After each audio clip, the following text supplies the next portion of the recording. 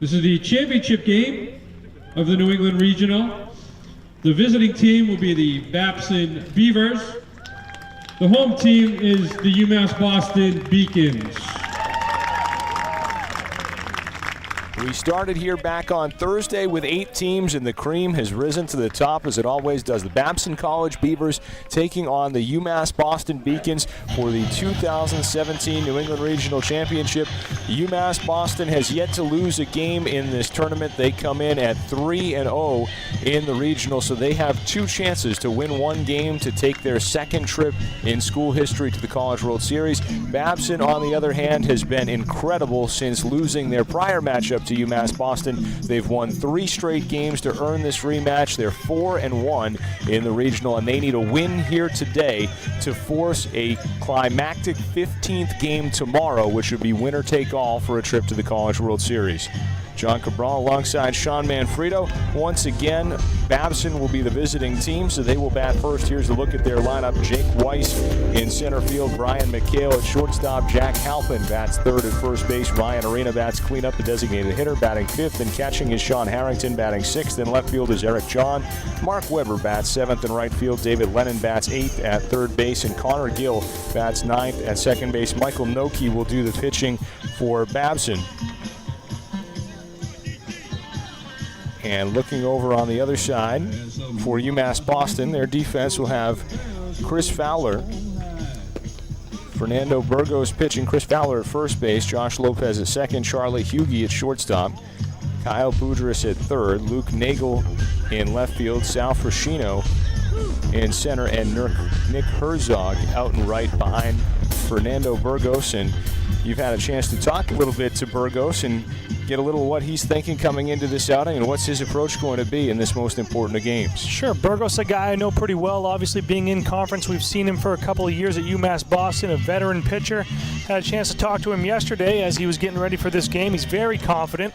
That's the benefit of being the #1 seed. As you mentioned, John, UMass Boston only on their 4th game, Babson in their 6th game, doing it the hard way, coming out of the loser's bracket. Boston taking advantage of that #1 seed, winning 3 times to get here. Babson jumping right back on the diamond in the same uniforms after a 9-1 beatdown of Suffolk to advance to the championship round for the first time in program history. Burgos 5-2 with a 3.69 ERA. He's gone 46 in the 3rd innings. He's allowed 28 runs, 19 earned on 46 in the 3rd innings pitched. 26 walks versus 39 strikeouts. Opponents are hitting .257 against him. And we are ready to get this started. Championship round action here from Harwich, Massachusetts. Let's get it going. And the first pitch misses inside for ball 1 to Jake Weiss. We've moved to a 6-umpire crew for the championship round. As here's a ground ball up the middle, gloved at second base. Throw on to first is late, and it's an infield single for Weiss to get the game started. Good effort by Lopez here, getting over to get the ball that's behind second base, but hustling all the way down is Weiss. No chance to get him. Take a look. Lopez sets his feet. Strong throw, but Weiss just too fast.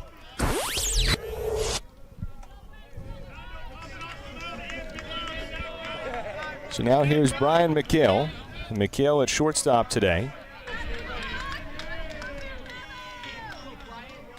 Had 2 hits earlier today in the win over Suffolk. First pitch to him, swung on and missed for strike 1. Dave Simon is working out on the left field line. Rick Force is in right. And then your conventional umpire crew for this tournament, Steve Williams behind the plate, Rudy Firmback at first, Matt Kane at second, and Tom Gandolfo at third, as the 0-1 misses outside to even the count at 1 ball and 1 strike. McHale had a tough game in the first matchup between these two back in the second day of the tournament, as did many Beavers, as Matt Tully was absolutely unhittable for the Boston Beacons. 1-1, fouled out of play to the right side, 1 ball and 2 strikes. Burgos going to feature a lot of pitches with cut on it. Throws a slider, throws a cutter. Around the plate will get you to chase.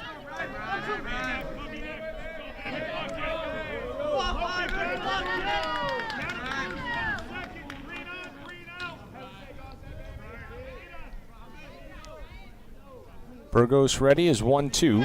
Misses down in the dirt. Runners trapped between first and second base, and now the run down gets started. 2-6. Nobody's covering first, and Weiss is out on the tag. Very close. And so he ends up getting caught stealing 2-6, sort of. Well, one away. Looks like they say they got him on the ankle as he was diving headfirst back in. We'll get another look here at the final finish of that play. A little bit of a pickle. Very close, but umpire and crew right on top of it. We talked about it, John. Babson doing such a good job throughout this tournament, reading the ball in dirt. That time it came back to bite him.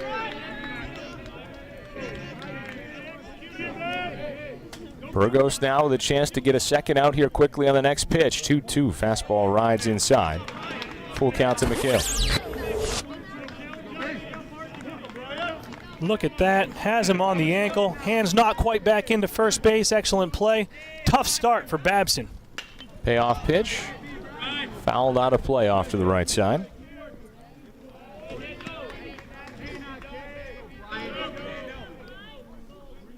.63 degrees at first pitch, 0% chance of precipitation, that's the key. Gentle breeze, which is shifted in all different directions today. That one out of play to the right side. We'll get at least one more good at bat here by McHale. This will be the 8th pitch. We really have had great weather, John, other than that 175-minute rain delay, but we've seen a little bit of everything. We've seen wind, we've seen heat, we've seen sun. That was in the prior matchup between these two teams back in Game 7. A 4-0 win for UMass Boston that set the two on divergent paths as this one popped up fouling out of play. Matt Tully pitched 8 1/3 innings in that game with 13 strikeouts, but what was impressive is the 75-minute rain delay. Both starting pitchers came back out after it. Mike Gennaro threw a complete game at a losing effort for Babson in that one. Payoff pitch, popped up. Playable over at shortstop for Hughie. He gets underneath it and makes the catch for out number 2. Boston defense has been so strong in the 3 games they've played in this tournament. Babson as well. Take another look here. High pop up, but Hughie gets under it. 2 away for Jack Halpin, and measure of congratulations is due to Jack Halpin. I foolishly didn't check my text messages before the game got started. He set Babson's all-time program record for hits in the last game, picked up his 200th career hit with a single back in the 4th inning of Game 13. So congratulations to Jack Halpin, now Babson's all-time leader in hits, as the 0-1 misses down low. That's an awful lot of hits, John, and something that certainly should be celebrated. You see some of the other teams and banners hanging in the basketball arena, 1,000-point club, things like that. 200 hits is remarkable. It's an average of 50 per year, and as you know, that's no easy task. There's a lot of things that work against you in that respect. You know, the opposing pitching certainly being one, but you have to get a lot of playing time. You have to play in a lot of games. You have to avoid injury, and then you got to play well for a long time. You also have to make a postseason run in there somewhere probably as well, as they've done here in 2017. 2-1, down low for ball 3. You need to get more than a hit per game if you're playing an average of 40 games a season. Right. To get to 200, you need 1.25 hits per game. That is remarkable. Hashtag Manfredo Math. This one hit the other way, down to Hughie at shortstop. He's up with it, throw is up the line, but Fowler right there with the tag. He applies it, and there were 3 gone to end the top of the first. No runs in the inning on a hit for Babson. No errors, but none left on base at the end of 1/2 inning of play. Top of the first inning, no runs on Your score, Babson, nothing. UMass Boston coming to bat, and you can see there, definitely out on the tag. 2 good tags applied around the first base bag by the Beacons. Try to say that 10 times fast, John. Instead, I think what we'll do is meet the UMass Boston lineup. Kind of forgetting who these guys are. It's been a while since they've had to play. Kyle Boudris. Down the lineup a little bit will be Josh Lopez leading off and catching. Dan Mantoni batting second at DH. Kyle Boudris batting third at third base. Chris Fowler batting cleanup at first. Nick Herzog in right field.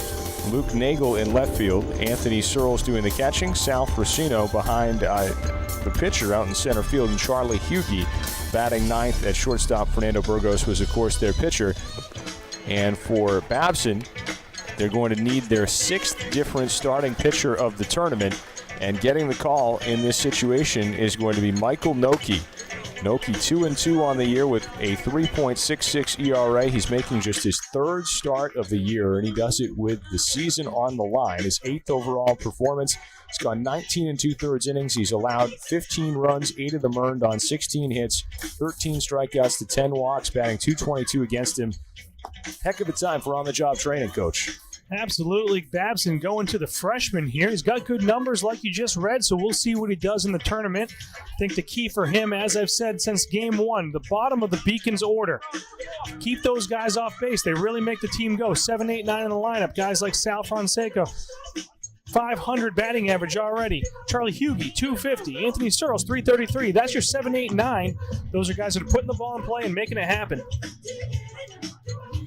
The defense for Babson, Jack Halpin at first base, Connor Gill at second, Brian McHale at shortstop, David Lennon at third, Eric John in left field, Jake Weiss in center, Mark Weber in right. Behind the plate doing the catching for Babson is Sean Harrington, and of course Michael Noki on the mound. Boston, the second baseman, number 14, Sean Harrington's had a great tournament. Love what he's doing, receiving the ball, throwing the ball, hitting. See if they can keep Lopez off the base paths. He's been so pesky.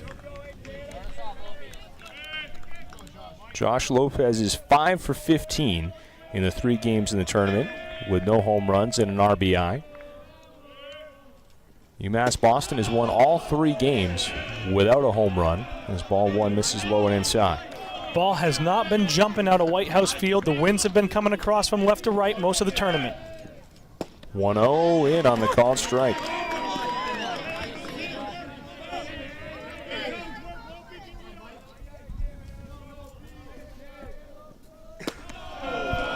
Next one missed for ball 2. Babson coached by Matt Noon in his 15th season, opposed by Brendan Igabrod, who's already been to the Holy Grail in Appleton back in the 2010 season. Looking to try to get there for the second time in his very successful career at the helm of UMass Boston. Certainly going to be a tough way to go about it for Coach Noon, as he's got to win 2 times against this very tough Beacons team.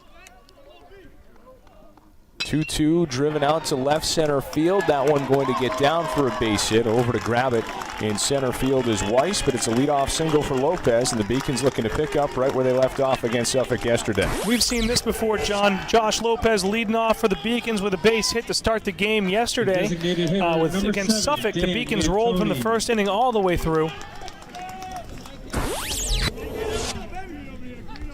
One on, nobody out for Dan Mantoni. Mantoni 5 for 12 in the tournament with no home runs, 1 RBI.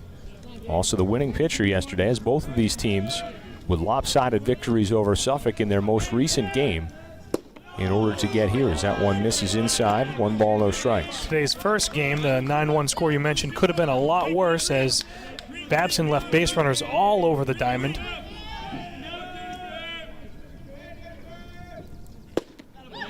1-0 in there for a called strike. Tailed back in over the outside corner. Nice pitch.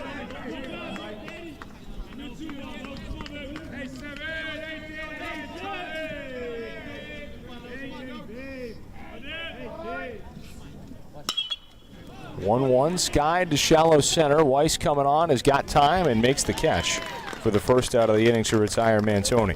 Weiss has really played a great defensive center field in this tournament. He has so much range right to left, but also able to come in on the ball. We haven't seen too much hit over his head. Kyle Boudris. Now Kyle Boudris steps up. He is 4 for 15 in the tournament so far, with 3 runs driven in. Boudris with the big hit in game 1 was the walk-off RBI. Babson's just been eliminating teams left and right since they last saw UMass Boston. They've had to win 3 consecutive elimination games. In Game 9 yesterday morning, they knocked out St. John Fisher, then bookended the day by coming back in Game 12 to best Salve and come from behind fashion in a 5-4 thriller. Now ground ball down to second base. Gills uplit on to shortstop for 1, back to first, not in time, as legging it out is Boudris down the line at first. So Lopez cut down 4-6, and Boudris at first now with a fielder's choice, 2 away. Watch Boudris get out of that left-hand batter's box, running hard the whole way. Maybe if he was on the right-hand side, he would have got him, but busting it out of the box hard, 90, safe at first.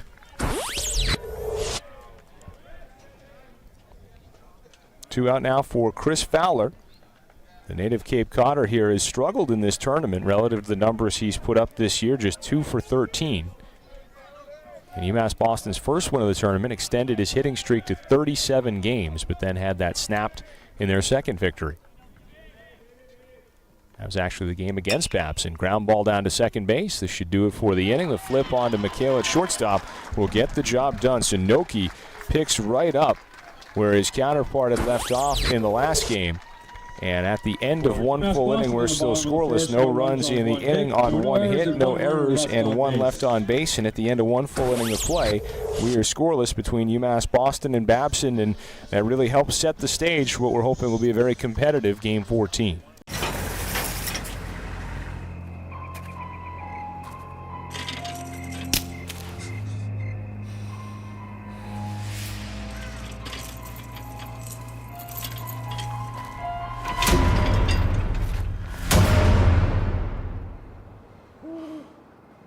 If you don't fix them, sparks from dragging tow chains could cause a wildfire, and that could be scary. Hi, Smokey. Only you can prevent wildfires. Top of the third inning at White House Field. No score between Babson and UMass Boston. John Cabral alongside Sean Manfredo digging into Game 14 as David Lennon will lead things off for Babson. Been a while since we've seen the Shaquille O'Neal commercial. He might have the day off. Might be in his contract. First pitch is on the outside corner for a called strike one. Lennon, the only change in the Babson lineup. He did not play in Game 13 as Owen Shea got the start at third. He replaces him in the same spot in the lineup, batting eighth. Now 1 ball, 1 strike count. This is the second time they've deployed this lineup. Shea's been in there for the majority of the games. Lennon is 1 for 3 in the tournament. He's appeared in 2 games. Prior to this one, takes ball 2 there. We understand him getting some feedback on the streams. We just want to let you know we get into that situation last night where we had to move the broadcast over in order to keep things going. 2-1 pitch is driven out into left center field, and that gets down for a base hit. Rounding first as Lennon takes a big wide turn, but will head back to the bag. Leadoff single gets the Beavers going in the third. Forcino goes to the bare hand here as the high hop off the grass. Take a look if you can. Ball hit very hard into the gap in left center field. Sal Frosino gets over there. Watch the bounce. Left hand gets it into the cutoff. Maybe saves a runner from getting to second base. Great play. Connor Gill now hitting over 500 for the tournament as he had a 4 for 5 Game 13 to make him 8 for 15 in the tournament. And oh, by the way, he won a game as a starting pitcher yesterday as well to get St. John Fisher out of here. Throw back over to first just to tell you what we were telling you about last night. Great job by the BTV gang in the truck last night. Mike Morello ordered the code red and moved the stream over to their own YouTube channel to get it back on the air for you guys to watch last night. And that worked so well that it's back by popular demand here today as a planned redundancy for the stream as that gets down for ball 1 to Connor Gill. So that is going right now like it was last night. We're going to be doing it for the whole game for as long as we go. So if you have any issues at all, you can think outside the box cast, if you will. Sure. And bump it over to YouTube. You can find that link, I believe, at D3 Harwich Region on Twitter. So that's at D, the number 3, Harwich Region on Twitter. They're keeping you up to date. Or at Sean M14, where I've retweeted it. A little bit easier to spell on your Twitter machine. Sean, S-H-A-W-N, M14. 2-0 hit on the ground. Diving stop made it shortstop, but the throw late. Great diving effort by Hughie, but Gill was on the move, and he's got his 9th hit of the regional, his 5th of the day. Beavers with something cooking here. 2 runners have reached. The center fielder, number 30. Burgos, a Jake ground ball White. pitcher, though. He knows that he's just 1 pitch away from a double play, so probably not sweating it. Going to come back here and see if he can roll something up. Jake Weiss, the batter, and the pattern you've seen in this tournament would seem to scream for a bunt. Most coaches have gone bunt here. Jake Weiss swinging a pretty hot bat, though. Do you want to take it out of his hands? Yep, he's going to bunt, I believe. They will look the runner back to second. He definitely showed bunt a couple of times last night Went to the inside move there to see if he showed it, and he didn't, so we'll see. They've had an awful hard time of bunting runners over to third base. You were keeping an unofficial count of how many times they've bunted directly into the trap for an out at third. Something like 4 or 5, you were saying? My official unofficial count is 5. 3 of them by Arcadia, 1 last night, and then I believe there was 1 other. This one is in danger of that, but the third baseman picks it up late. The throw is just in time to get the out over at first. Lennon thought that Burgos was going to get it. Excuse me, not Lennon, but rather Boudris over at third base. He gets it across just in time, so Weiss gets the job done, and there are 2 in scoring position with 1 out. That's exactly how you do it, John, and we've seen so many times in this tournament, for some reason, the right-hand batters have been bunting hard to first base with runners on first and second when they're trying to get the runner to third. So the third baseman's been staying put, first baseman's been making the play, sometimes the pitcher firing to third for the out. That time drops it down the third base line, perfectly executed. Now Brian McHale, the batter. McHale is 0 for 1, popped out to shortstop his last time up. Big opportunity for the Beavers in Game 3, as that one misses for ball 1. Burgos starts him with a slider.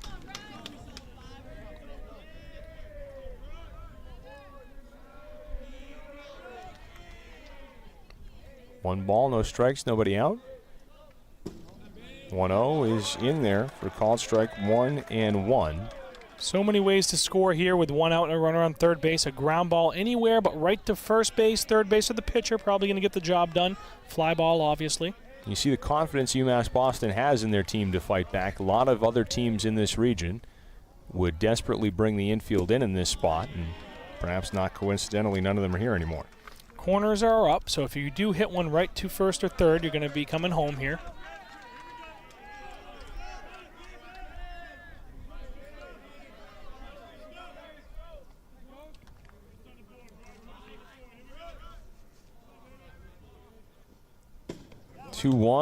Generous outside strike call there, evens the count.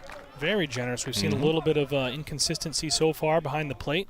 Sometimes that's a strike, sometimes it's not. All you can ask for is for it to be the same both ways and consistent. Big pitch here for Burgos. Could do himself a big favor with a swing and a miss. 2-2, similar, but this time it's ball 3. It goes to the slider here. John last time hit the fastball on the what they want to say was the outside corner. This time getting a chase pitch, but nobody offering. First base is open, but not looking to add another base runner, so probably challenge him here. Burgos out of the stretch. His payoff pitch is popped up to center field. Will it be deep enough? They're coming on from right, and it gets down for a hit. So the run will come in and score as it lands in the Bermuda Triangle, and it's an RBI single for Brian McHale. And Babson's back in front again in Game 14, 1-0 as they score for the first time in 2 games against UMass Boston. See here the pop-up looks like it's going to be a routine play, but it's just perfectly placed in between right field, center field, and second base. Nobody can get to it. 33, Run is in. Halpin. Great break for the Beavers. First and third now as Gill moved over, and Jack Halpin the batter. Halpin 0 for 1, grounded out to shortstop to end the first inning. Corner's still in. First baseman holding on to keep the double play close, so third base is in. First pitch to Halpin, misses low and inside. 1 ball, no strikes. Burgos seems a little bit frustrated. That didn't look like a strike to me. Shaking his head.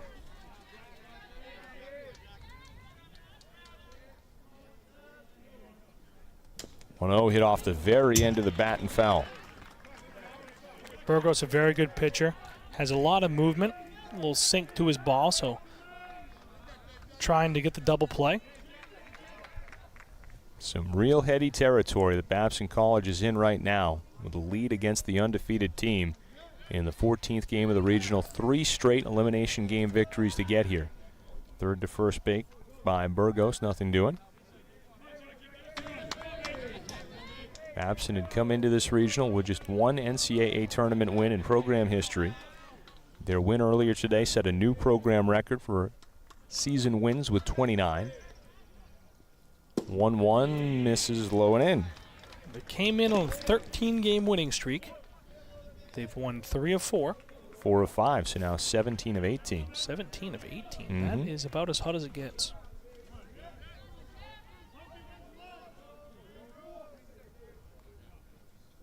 This one lined to right field and falls in right field. So tagging as though it would be caught as Gill. Now he's got to get on his horse to score, but he does.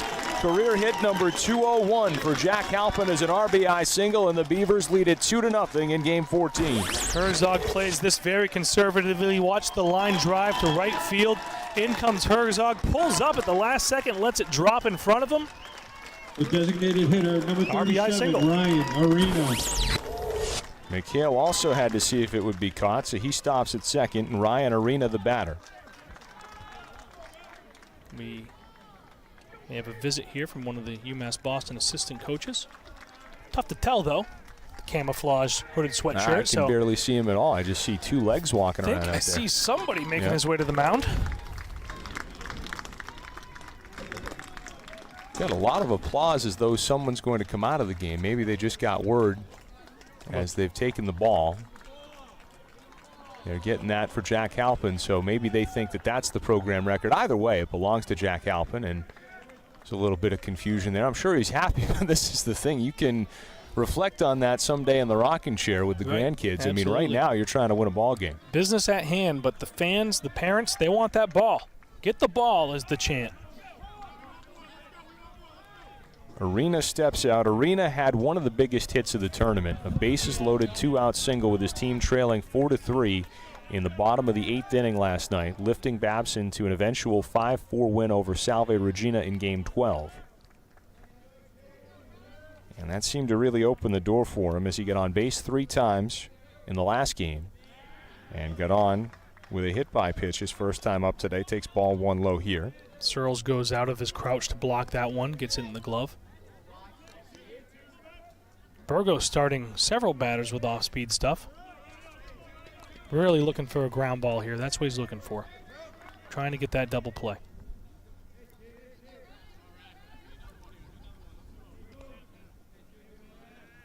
One-0 pitch.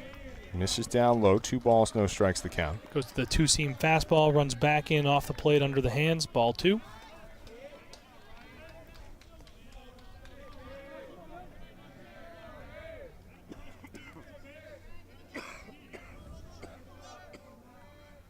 Hitter's count. Fastball hits the outside corner for a called strike 1. Again, it looks like they're going to be giving that outside fastball today. A couple of inches, maybe a ball's link off the plate there, but again, if that's the way it's going to be, that's the way it's going to be. Burgos slide step and deals big swing by Arena. He was trying to park that one. Good movement on that pitch from Burgos. Maybe took a little something off of it, gets the swing and miss.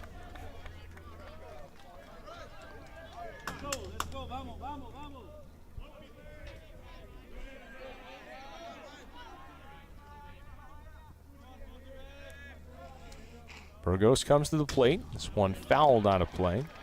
Good swing there by Arena against a pitch that was off speed to spoil it and get another. Good shot there of the missing chain link in our fence, which has yet to cause any trouble.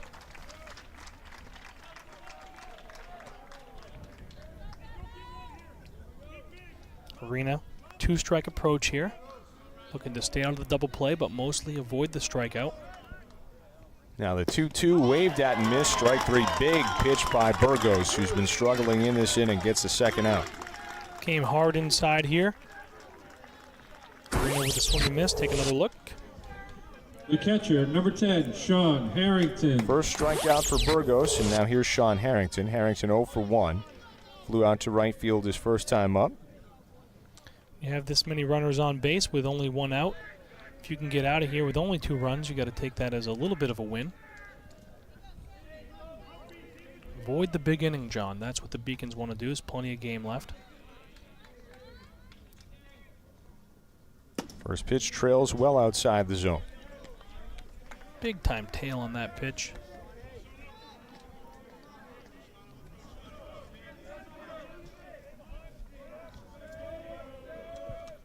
Eric John waits on deck. That's the last one Burgos wants to see. He's got 9 hits in the tournament, 6 of them in the last 2 days.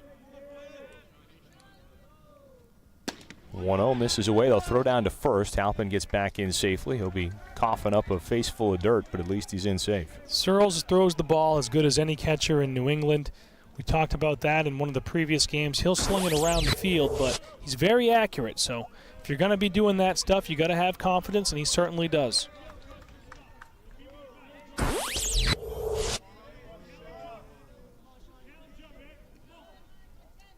2-0 down the middle and a check swing.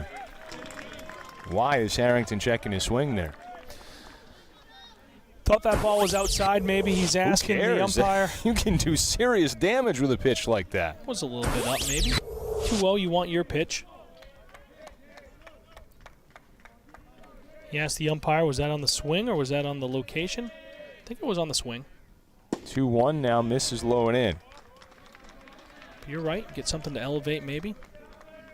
Big, strong kid.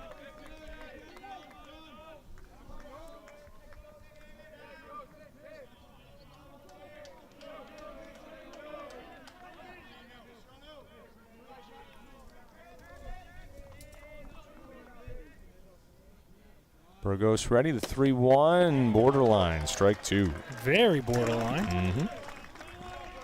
Looks like Steve Williams is going to give you a very wide strike zone today. Good for the crew, maybe. Keep the game moving, but you can see why Harrington might take a little offense to that call. Lefties as well as righties, so everybody will be off with this one. McHale from second, Halpin from first. Full count with 2 out. In the top of the third, time called by Harrington as he'll step out. Pivotal pitch early in this game. 2 runs already in the inning for the Beavers. They try to open it up. UMass Boston trying to keep it close.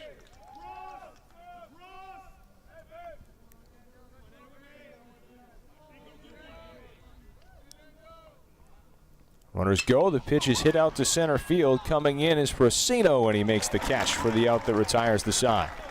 But Babson gets on the board first in game 14 as they score 2 runs on 4 hits. There were no errors, and they leave 2 runners aboard at the end of 2.5. Your score now, Babson 2, UMass Boston nothing. You're watching the 2017 New England Regional here on BTV 9 and MMABucks.com. You've seen Boston so many times now. If you're Babson, you've been watching the tournament. Coach Noon let us know that he's been doing a lot of scouting and taking notes. If you can take that game plan and execute it against any team, your ability to be successful, and having faced him before, hopefully you can take some of that and what you've learned and apply it here today. Now that all-important second trip through the order for a freshman pitcher as he throws to Lopez and can't put it on much better than that. Paints the outside corner, 0-1 to Josh Lopez.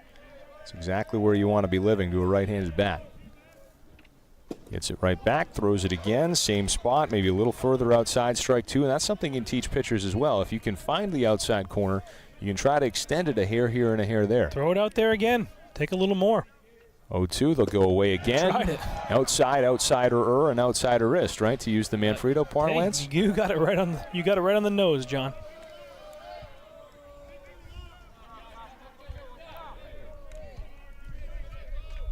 One, 2, curveball misses outside. Maybe that was an outsider wrist after all. Noki delivers, comes inside, just past the dive of Lennon and into left field. Hitting first is Lopez. They're going to send him for second. The throw is going to be late, and it's a leadoff double for Lopez. Got the one mistake pitch inside and makes Noki pay. So he goes outside, outside, outside, outside, back inside, and Lopez hammers it. Take a look. And Lopez doing what he can to try to get that Beacon dugout fired up when he gets into second base. Lopez plays with a lot of emotion, that's for sure. He's the kind of guy that if he's on your team, you love it. If you're the opposing pitcher or defense, you might take offense to some of that, but nothing wrong with it in my opinion. Playing with heart, playing with passion.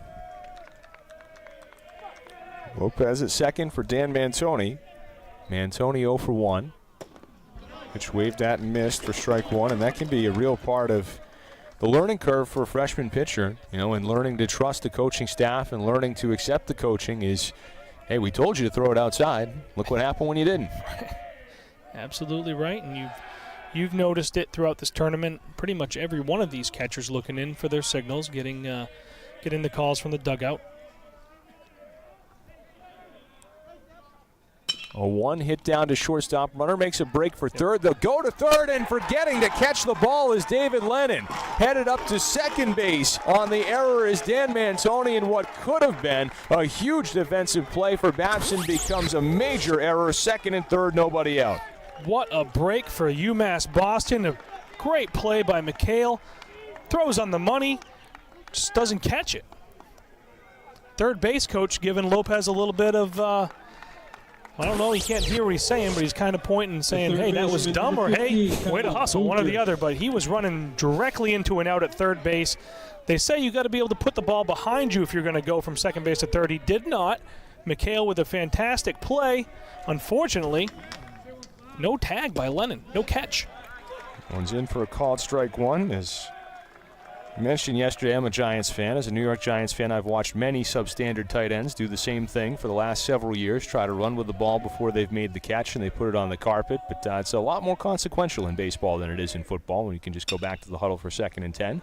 Ground ball down to second. The pitcher, Noki, coming over to cover. The 4-1 putout registers the first out, but in from third is Lopez, and an unearned run gets UMass Boston on the board. It's now a 2-1 ball game in the third. Interesting to note as well, of the 5 games UMass Boston's played, Owen Shea's been at third base for 4 of them, so they go away from Shea, bring in Lennon here, maybe because Owen had a tough day at the plate in the first day. I think he had a couple of strikeouts here in the game before this. Maybe trying to get a little offensive punch, go to Lennon. See what happens. That's why coaches keep Tums in the briefcase, right? I guess so. First one misses downstairs for ball 1 to Chris Fowler. Fowler getting to a fielder's choice to end the first inning. Mantoni is credited with a fielder's choice there, as the play was to third base. Boudris picks up an RBI there. Good backdoor curve by Noki, 1-1. Chris Fowler, first team all-conference first baseman in the Little East. About as dangerous as it gets as a hitter.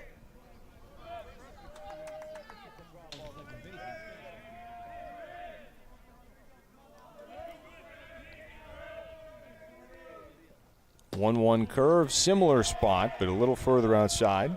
They're definitely trying to stay away from Fowler. You saw that in this first at-bat. They went away, had him roll over a ground ball to second base. Didn't want to give him anything in the wheelhouse that he can drive. He has some power. Noki's 1-1, misses well outside.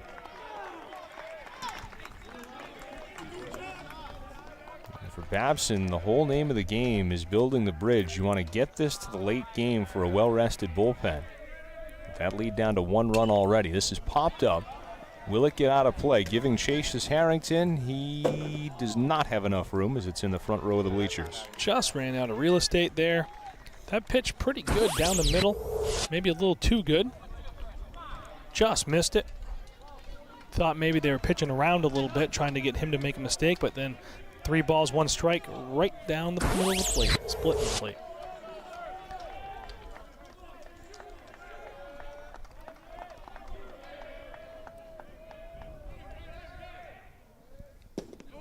One down low and outside, so Fowler works the 1-out walk, and there's runners at the corners for the Beacons for Nick Herzog. Pretty close pitch, but low, and first base was open. Not that you want to put any more base runners on when you have a 1-run lead, but at least you have a double play in order now. Herzog's a dangerous hitter, but he can be rolled over. Matt Noon goes out to the mound, and here is one of the many places where UMass Boston's advantages in this tournament starts to rear its head, because these two coaches are coaching completely different games right now. For Babson, this is an elimination game that they absolutely have to have, and you really can't mess around if Noki can't right the ship and get outs quick. You've got to go to the bullpen, and you might even have to use front-line relievers in the early innings of the game if it really gets bad. On the other side, for UMass Boston, this is a free shot. If they don't win this game, they've got a chance to win another game tomorrow. So Burgos will have as much, if not more, leash as he would have in any regular season game. And it's just a whole different ball of wax for Matt Noon today versus Brendan Igabrook. Yeah, spot on. Both teams with very good bullpens, but as you mentioned, wouldn't be shocked to see Babson go to their bullpen early and extend those guys. They have very good setup, very good closer. Could see multiple innings of work if needed. We saw a scoreless inning from Ken Rotuno with a deficit last night that then came back, took the lead. And Matt Cuneo, the closer, slammed the door. They'd love to do that again. but you'd be counting on yet another starter to give you 7 innings. You'd think at some point, you know, it's got to strike midnight on this Babson rotation, as that's on the outside corner for a called strike 2. All 5 Babson starting pitchers have gone at least 7 innings in this tournament. I don't think that Coach Noon's is too down on what Noki's doing here. I mean, remember the big error that led to the run that scored. That's not an earned run. 0-2 hit on the ground down to shortstop. Too slow for a double play. They're going to try it anyway. The throw back to first, a step late, and it's a tie ball game. Getting down the line just in time was Nick Herzog. He picks up the RBI. Mantoni is in from third to score. Another unearned run ties the game at 2 in the third. Ground ball to shortstop, but like you said, just too slow. Still a quick turn by the Babson middle infield, but ball not hit hard enough. Number 26, Luke Nagel. Nobody makes it hurt more than Boston, John, and we saw it in the first round game. Penn State Burks, many errors, and every single one of them crossed the plate, it seems. 7-run inning, taking advantage of the mistakes by Penn State Burks, and then here today, looked like they were going to make a base running blunder to play right into Babson's hand, but dropped the ball at third, and 2 runs are in. Luke Nagel fouled that first one off. He is 1 for 1, singled his first time up in the second inning. Runner bluffs, the 0-1 taking the other way. That's trouble if it's fair. Just foul down the left field line. Where is it? Nope, it's foul. Okay, they continued running. The batter stopped at first. Herzog stopped at third. Now they're getting back to it. Take a look here down the left field line. Right on top of it is the umpire crew, 6-man crew here. There'll be no bad calls on foul balls today, you wouldn't think. Guys are right there. We've seen them before. Phil Cuzzy is far, far away.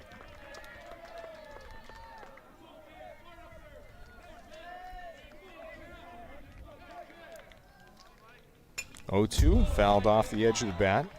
Of course, Babson has a lot of players from the tri-states. They've probably got friends and family watching this game going, hey, I like that guy. That was a good call. You might be right.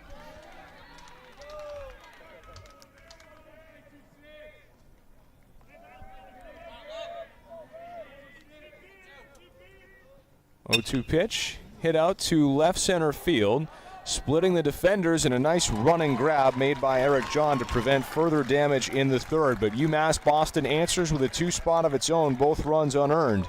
2 runs on just the 1 hit, the 1 pivotal error, and then 1 man left on base at the end of 3 full innings of play. We're now tied at 3 in Game 14 of the 2017 NCAA Division III New England Regional here on BTV 9 and MMABucks.com. And like you said, nobody makes it hurt like Boston. They certainly did there to wipe away the deficit immediately. Game-changing play. Pulls up, turnaround to win it. Got it!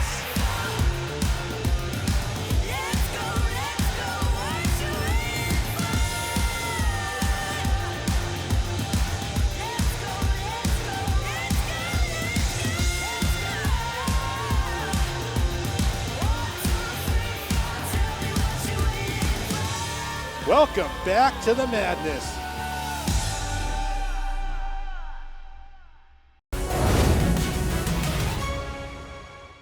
First pitch to Eric John is grounded down to shortstop. Third baseman got in the way there.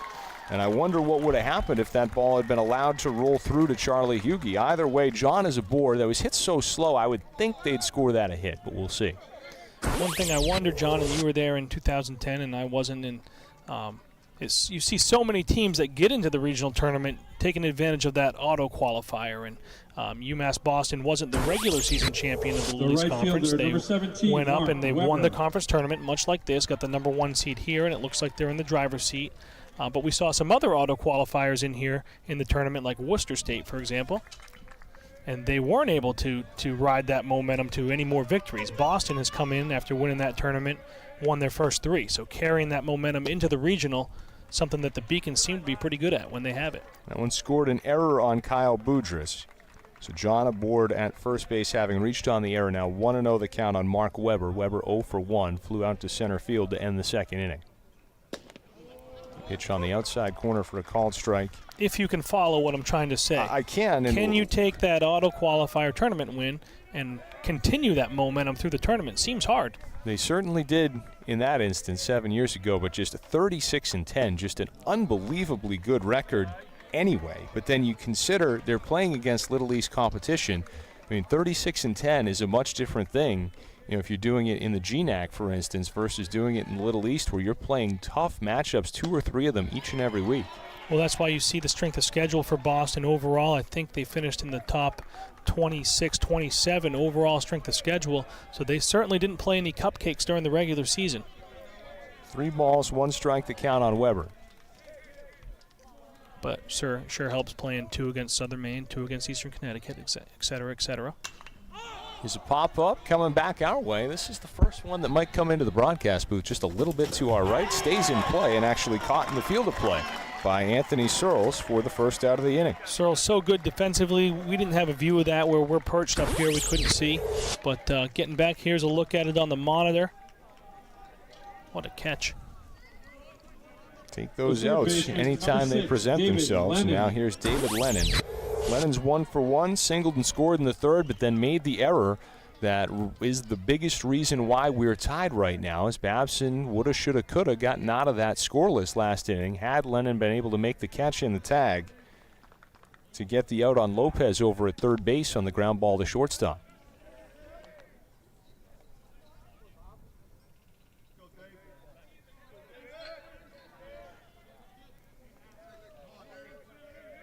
Leadoff runner reached.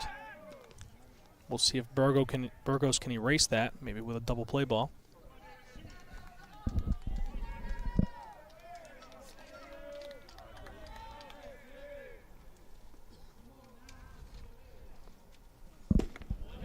One's on the inside corner for a called strike. No balls, 1 strike.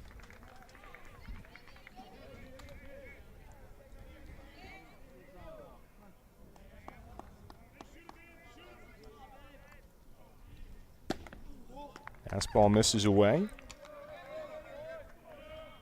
Even count to Lennon. Connor Gill waits on deck. And then Jake Weiss thereafter. Connor Gill, the most dangerous 9-hitter in the tournament by far. 1-1, fouled straight back. Hits the hospitality tent, which is vacant. I don't actually get a vote for the all-tournament team, but I certainly made my case for Connor Gill when I had the opportunity. Kid's been playing out of his mind, both offensively and Game 3 starting pitcher for the Beacons. True two-way guy. Soft spot in my heart for those guys. Mantoni, 1 for the Beacons, two-way guy.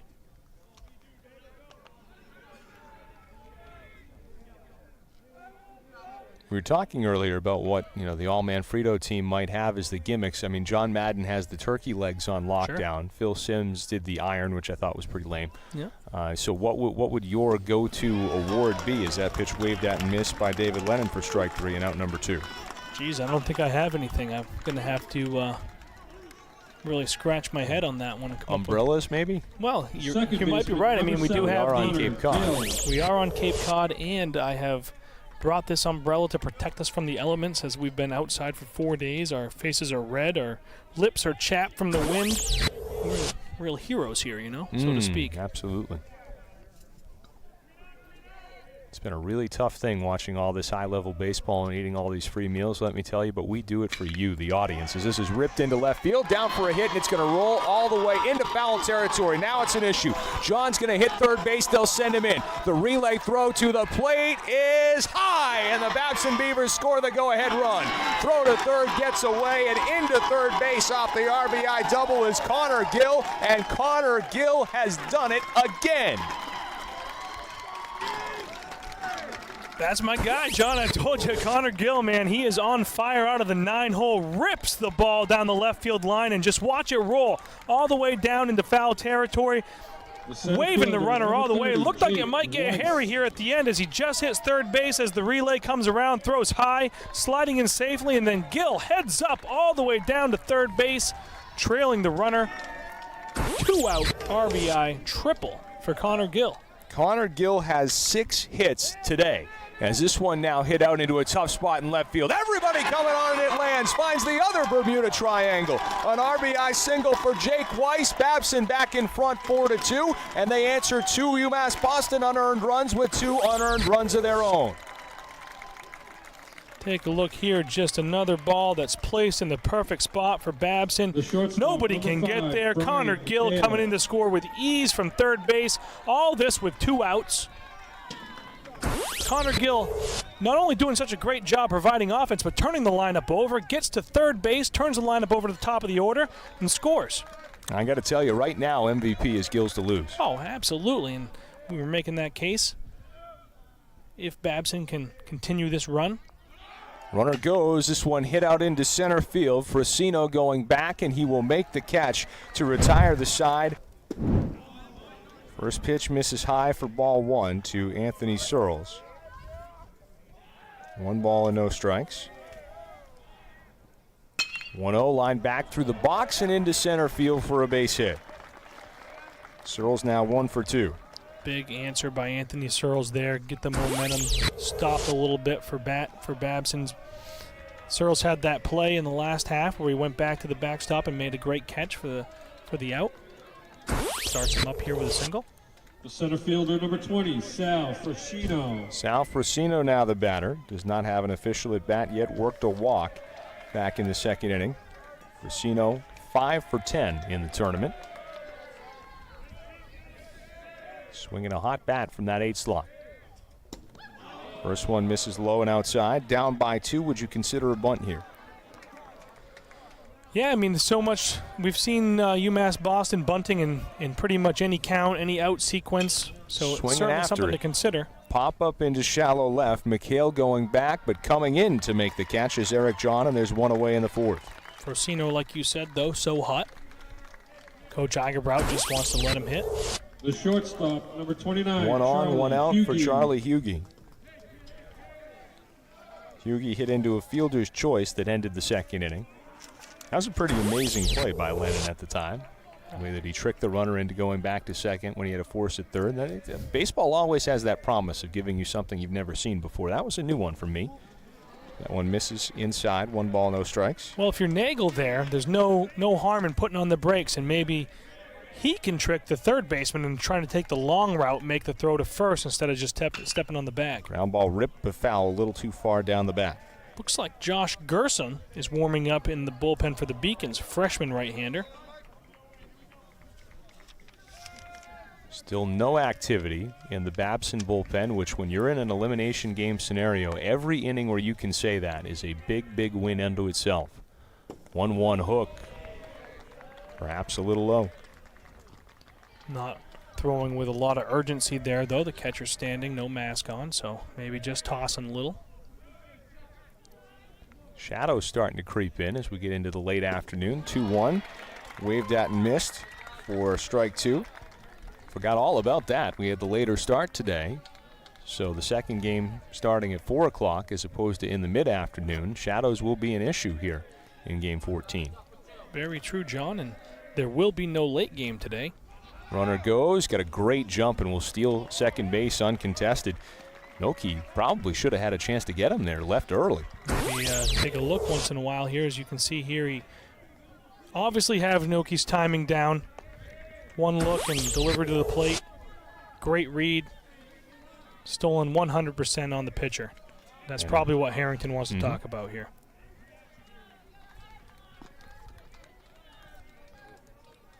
Really hurt yourself. Not only do you put the runner in scoring position, but there goes any possibility of the double play ball. Babson turned 4 of them over between their 2 games yesterday. That one on the outside corner for a called strike 3, and Hughey goes down looking, so Hinoki bounces right back to get the second out on the K.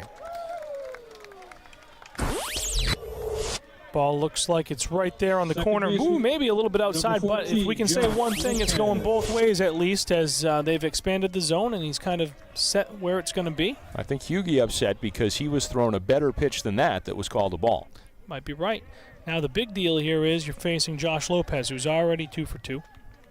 Single in the first, double in the second. So that one misses low and away, was involved in that wild play where he tried to take third on a ground ball in front of him and ended up getting away with it. because David Lennon dropped the ball off a good throw from Brian McHale at shortstop, opened the door to the 2 runs the Beacons scored last inning.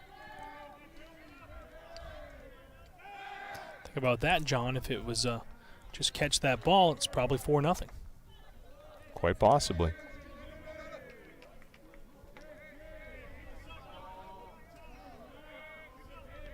One-0 curveball in there for a called strike 1. Saw Lopez throw his elbow out there, seeing if he can get a hit by pitch.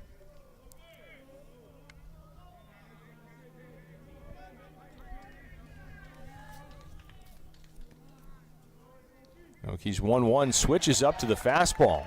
Not quite a quick pitch there, but such a big difference between that last pitch and what he just threw that he really had the element of surprise. Yeah, that might even have been a changeup.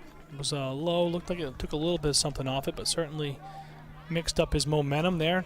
Probably something that Harrington said to him with the runner on second base. Also wanted to talk about the sign sequence. 1-2, misses low and outside. Dan Mantoni waits on deck if the Beacons can get it to him.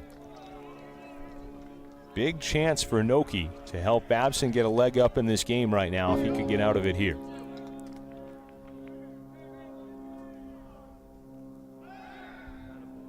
Steps off and looks Searles back to second.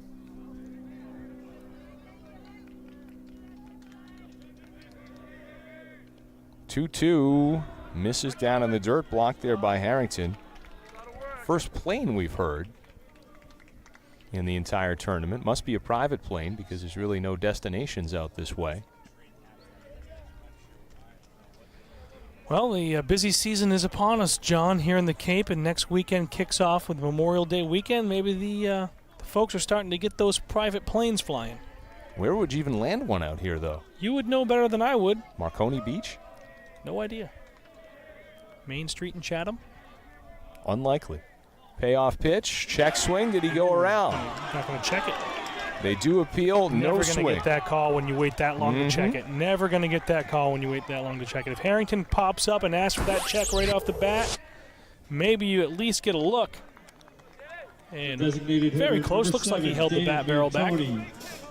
But we've seen other pitches like that in this tournament where the catcher has been able to buy the call by playing the part immediately out of the crouch. We didn't see it that time. Absolutely, and a savvy catcher like Harrington, who's so good, I'm surprised he just kind of lackadaisically got ready to flip the ball back to the pitcher, maybe even heard somebody from the dugout. Please check that. If you can come up firing and ask for that check, might catch one of these guys back on their heels, so to speak. First pitch in for a called strike 1. Looked to be outside. They get the strike call on Mantoni, 0-1. Yeah, looked like that might have been in the other batter's box almost, but strike 1 nonetheless. Mantoni is 0 for 2. Flew out to center field in the first, hit into a fielder's choice on that error play and scored the tying run last inning. Looks like they were going to try to come back inside after getting that call outside. Harrington set up on the inside before he stepped off. Noki delivers and misses down low, ball 2. Ball 1. See there, Harrington set up very much inside, but a missed location, not only away from the inside, but very low.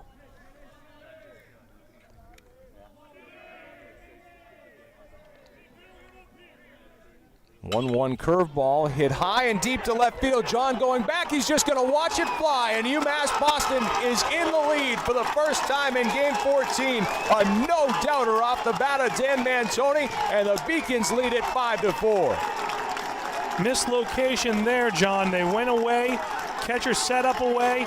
Pitch was inside. Dan Mantoni clears it out. No doubt about it. Kids excited, all fired up, coming out of the dugout. The umpires really concerned about that for some reason. Can't let the kids get fired up here, possibly on their way to Appleton.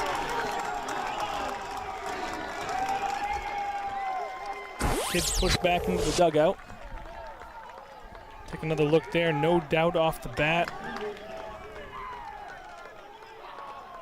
Long gone. That's what we call a bomb there, John. Indeed. Matt Noon now going to come out and talk to Michael Noki just to try to get his composure back as Babson now gets some action up in the bullpen. Cameron Rosa, it looks like, who has 1 inning on the season, unless I'm The seeing third something. baseman, number 15, Kyle No, I think Boudreaux. you're right. Now Kyle Boudreaux comes up to the plate. Boudreaux is 0 for 2, hit into a fielder's choice in the first inning. Had a ground out for an RBI last inning. What a game this has already been, and we're in the 4th inning.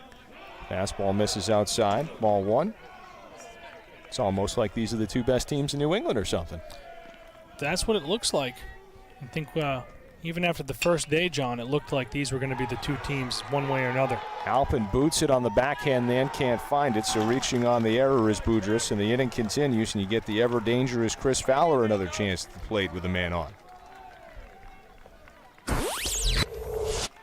I wasn't convinced Halpin needed to go to the backhand there. Might be right. Eats him up. The first baseman, number Had a 40, lot of time. Chris Fowler. Get your body in front of that, maybe take it yourself or provide a good feed to the pitcher covering, but runner at first with 2 down. First pitch to Fowler gets away from Harrington, and down to second base on the wild pitch is Boudreaux. His 4th inning came unglued on the Babson Beavers real quick. As you said last inning, nobody makes it hurt like Boston. Absolutely not.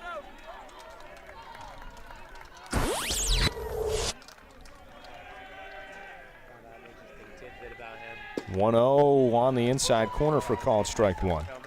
And he was like, this kid, They have been staying away from Fowler. It's been effective so far. Come back across inside there.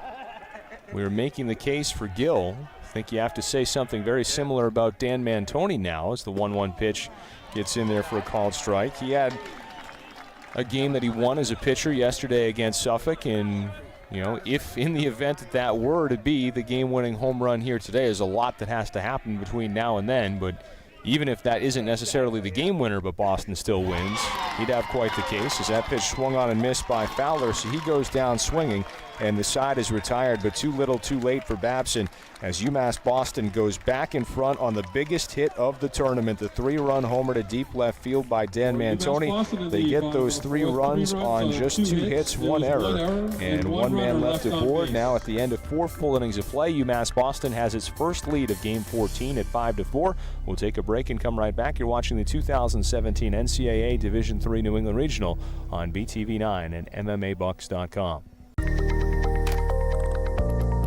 76% of employees have struggled with at least one issue that affected their mental health. When you share, you're not alone.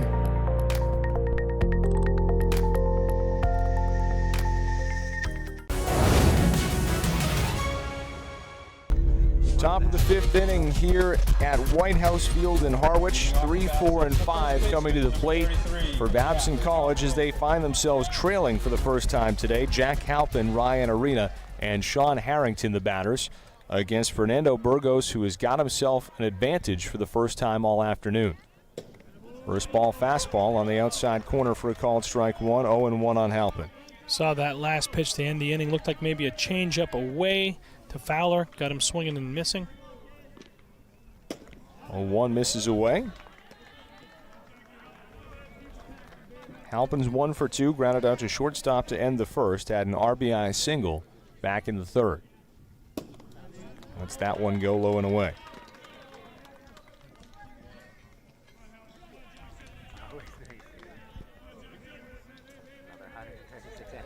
Burgos ready is 2-1, taken the other way. It's got enough on it to get into left field for a base hit. Halpin with 2 hits in this game, had 2 earlier, 4 on the day, and he's aboard to lead off the 5th. Beavers are just relentless, John. It's just keep coming, keep coming, keep coming. Leadoff single here by Halpin. The designated hitter, number 37, Action in the Ryan Beacons Arena. bullpen. These 2 teams have had very similar recipes for success in this bullpen. Or this tournament, I mean to say. Not a lot of use of the bullpen. And just a relentless attack 1 through 9. Both teams with only 1 home run in the tournament. Both teams getting it today. This ball 1 misses low to Ryan Arena. He's 0 for 1, was hit by a pitch in the 2nd. And struck out swinging in the 3rd.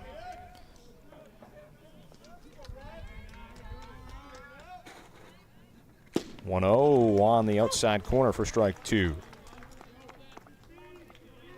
Both those home runs big, but Dan Mantoni 3-run homer with 2 outs to take the lead back. What a performance. Burgos steals. That one is strike 2.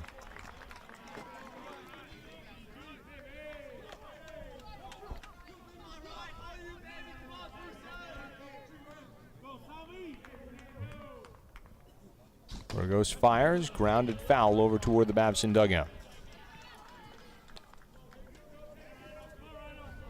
Arena here, I said it last time, has to be switched to a 2-strike mentality here. Try to do something productive, move the runner. Don't want to strike out. Don't want to hit into a double play. 1-2, dangerous. Misses low and inside. Looked like that was on its way to hit Arena, but took a late break. Tough to stay in there and get hit on a low pitch. You know, you can talk about staying in and doing what you need to do to get on base when it's up in the shoulders or upper thigh or elbow area, but down there's not a lot of meat on the bones in the ankles and shins. 2-2 from Burgos dugout, hit high to right center field. Both outfielders converging. Herzog makes the call and makes the catch in shallow right, 1 gone.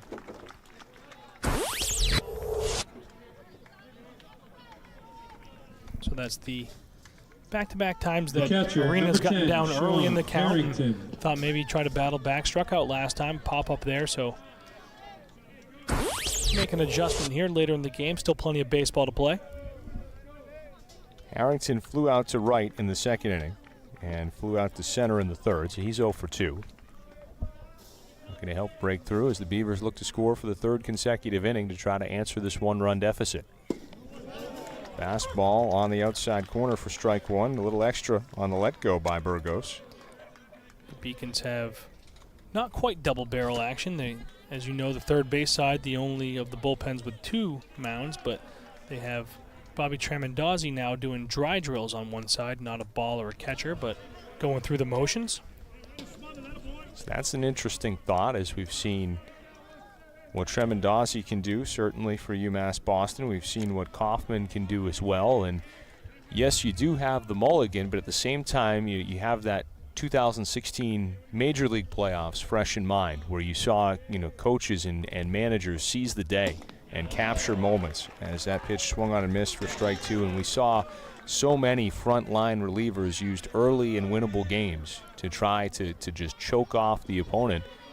Might that be an avenue that Brendan Eigebrodt thinks about going here? If you've still got a lead in the 5th or the 6th, you start to hand it over to those guys that have been the back end of your bullpen all year. As the 1-2 misses in the dirt. Sure, absolutely. If there's a lead late, you can guarantee you're going to see, if necessary, Kaufman for sure, and maybe Tramandazzi. But my question to you is late earlier today than it normally would be, given what's on the line? Yeah, if you have the lead, you go for the jugular. Worry about tomorrow. Even with that buffer zone. You don't want to get to tomorrow. 2-2 from Burgos. Misses low and in. Anything can happen, as they say, John. A winner takes all. A lot of things have happened already in this one. Babson's had 2 different leads.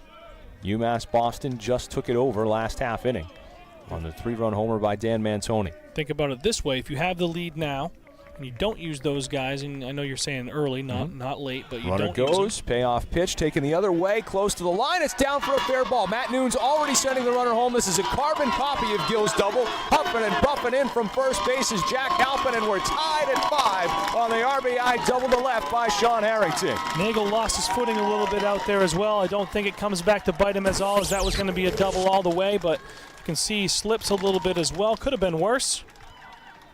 Watch him drop the ball down the left field line. Nagel running as hard as possible over there.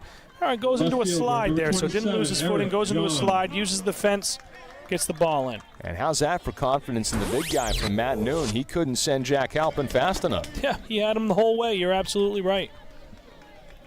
Harrington down at second with the RBI double. Now Eric John, the batter. In what's a tie game again for the 3rd time already. We were tied 2-2. And now again here at 5-5, ground ball deep into the hole. Hughie over to get it. His throw not in time. Leg single over to first by Eric John. Harrington stayed at second, so it's now 1st and 2nd with 1 out. That's an awful tough play. Look here. See him running hard all the way out of the box, so it makes the throw very difficult. I think even if Fowler's able to pick that, he's going to be in there, so that's a base hit all the way. Number 17, Mark Weber. Smart move by the runner at second base not to go to third and set himself up to get thrown out with ease at third base. We saw that Lopez go to third base on a play similar like that earlier. Would have been out, but the catch wasn't made on the throw. So now here's Mark Weber. Weber has 7 home runs on the year, the 7th of which was earlier today in that same batter's box, a blast to right field, which cemented the final score as Babson knocked off Suffolk 9-1 to enter the championship round for the first time in program history. Now, if he answers a 3-run homer with a 3-run homer, which is what you're kind of foreshadowing here, I would be amazed. Imagine that, huh? I would never do any such thing. I don't know what you're talking about.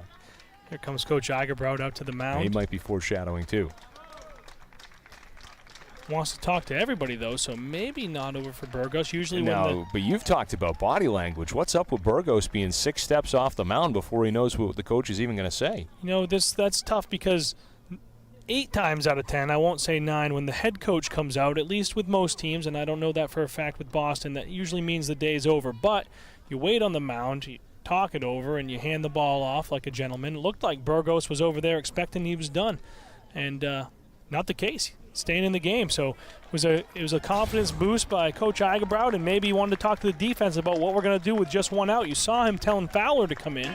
Sometimes you just want to talk to the pitcher. Sometimes when you want to talk to the entire infield, head coach will go out there just to let everybody know this is the plan. Burgos did everything but drop the ball there. Now he's got to get himself back into the game mentally as he's pitching in the biggest spot of the tournament so far.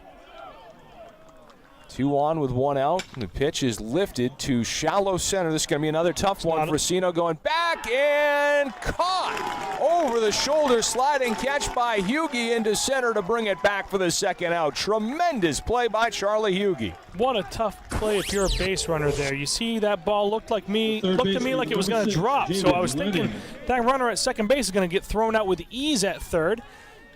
He stays right by the bag, and what a sliding grab. Now 2 on with 2 out for David Lennon. Lennon's 1 for 2, singled and scored in the third. Struck out swinging in the fourth. So Coach Egerbraut going out there saying, just get a pop-up here. Pays off. Ball misses down in the dirt, gets away from the catcher, but not quite far enough away. Very, very close to being far away, but both runners stay put 1-0. Sure, if they read that ball in the dirt and go, they're probably going to be safe because it skipped away. But if it doesn't skip away with his throwing arm, you're really taking a risk.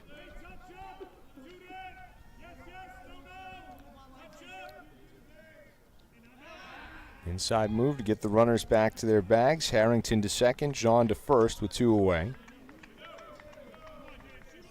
The red-hot Connor Gill waiting on deck. Burgos really wants to bear down here. Tramandazzi still doing dry drills down in the bullpen. 1-0 pitch, misses down low in the dirt. Another good stop by Searles. Dry drills, John, are when you no ball, no glove, sometimes the glove, but no ball and no catcher, and you're just going through your mechanics, working on finishing. Looks like he's working on his hip leads. Tramandazzi's really struggled lately, so trying to get himself back going has been such a weapon for the Beacons all season long. 2-0 pitch taken the other way, hangs in right field though, and misplayed in right field by Herzog. It'll go beyond him. 1 runs in to score. They'll send the second one. The throw is to second base. They'll blow through the stop sign. The other run is in and it counts. The runner's thrown out at third base, but the biggest defensive miscue of the tournament puts Babson back in front as that one got past Herzog, and Lennon ended up getting thrown out down to third, but not before Harrington scored and John scored, and now Babson's back in front 7-5 at the end of 4.5. Looks like a routine play, and I think we all thought that was going to be the third out. First pitch swinging. This is a base hit through the left side by Nick Herzog, so that's a way to get back into the saddle after the miscue. Swings at the first pitch he sees from Noki and puts it into left field for a leadoff single. Same thing that Babson did last inning. The left fielder, answering number a 26, 3-run homer Luke by Mantoni Nagel. with the leadoff single right off the bat. Both these teams relentless. Leadoff man aboard now for Luke Nagel. Nagel is 1 for 2, singled in the second. Flew out to left in the third, ended the third. First pitch to him misses a little bit low, 1 ball, no strikes. Rosa continues to throw in the Babson pen. 7-5 your score. Multi-run innings in each of the last 5 half innings. 1-0. Misses down and in. Working both sides of the plate here, but missed with both those pitches just by a little bit. And now I flip that over and ask the same question of Babson with Rotuno and Cuneo. At what point do you break glass in an emergency there? As that one misses low and away for ball 3? I think probably very soon, I would think.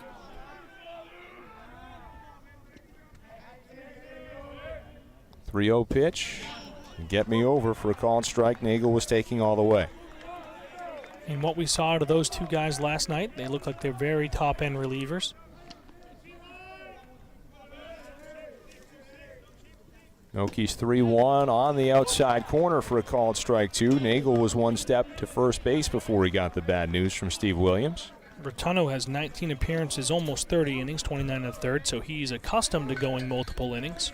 They have now changed that to an error on that play last inning, and rightfully so.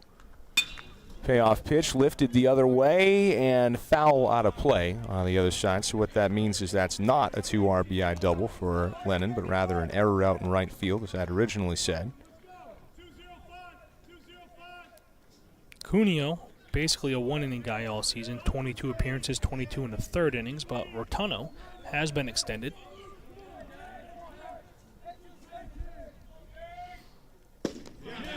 Just missed the outside corner. Got to think that Noki thinks that's been a strike most of the day. And he's correct. It has been a strike most of the day. Nagel down to first, Herzog up to second, and the table set for another answer by UMass Boston in what's rapidly become a heavyweight bout here in Game 14. Anthony Searles. Harrington's glove barely moves on that breaking ball. You know that with 3 balls he wasn't setting up off the plate, so tough break there. Now Anthony Searles the batter. Searles 1 for 2. Singled, stole a base, and scored his last time up last inning. Gets under this to left field. Should be playable for John in left. Over by the line. Makes the catch. Runner tags to draw the throw, but it's a good throw by John, and so the runners stay put. Searles retired 1 away in the 5th. Big out by Noki there. Now you're just 1 pitch away. The center fielder, number 20, Ball Sal skied to left Frasino. field. Very high. Sal Frasino now the batter, 0 for 1. Walked back in the 3rd inning, flew out to left in the 4th. So you get a look at Rosa, who's been throwing for the better part of 15 minutes now. Is that one foul tipped down low, no balls and a strike. Cameron Rosa, 1 inning, 1 appearance, 1 start. So, interesting.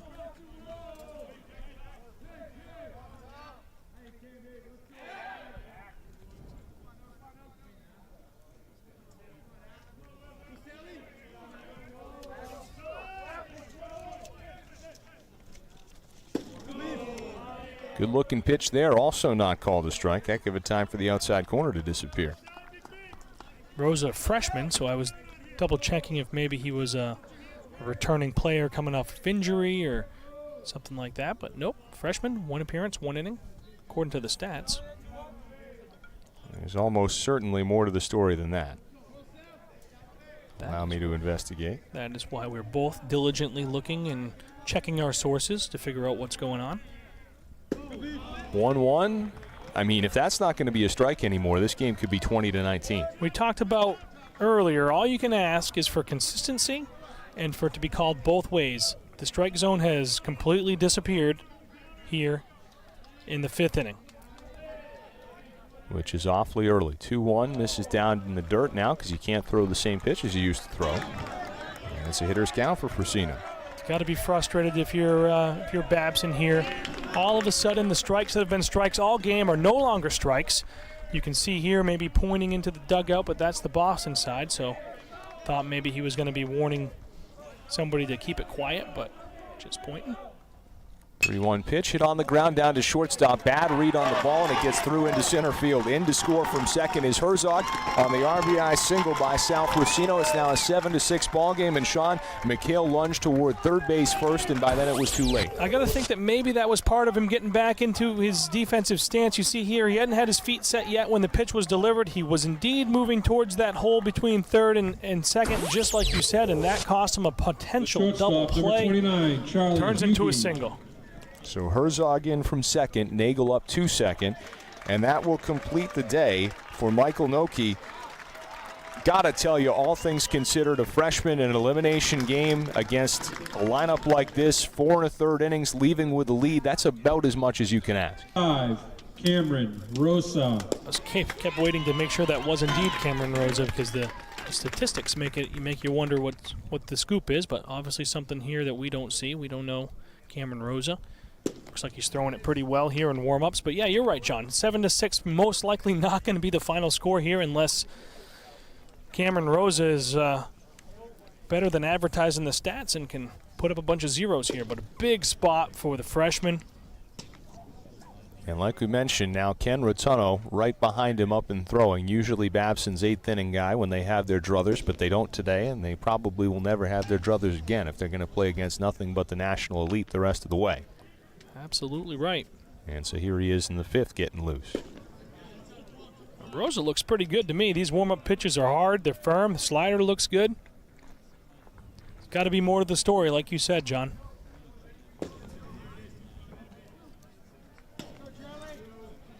Gets the ball in a huge spot here. Charlie Hughey, the batter. Hughey is 0 for 2.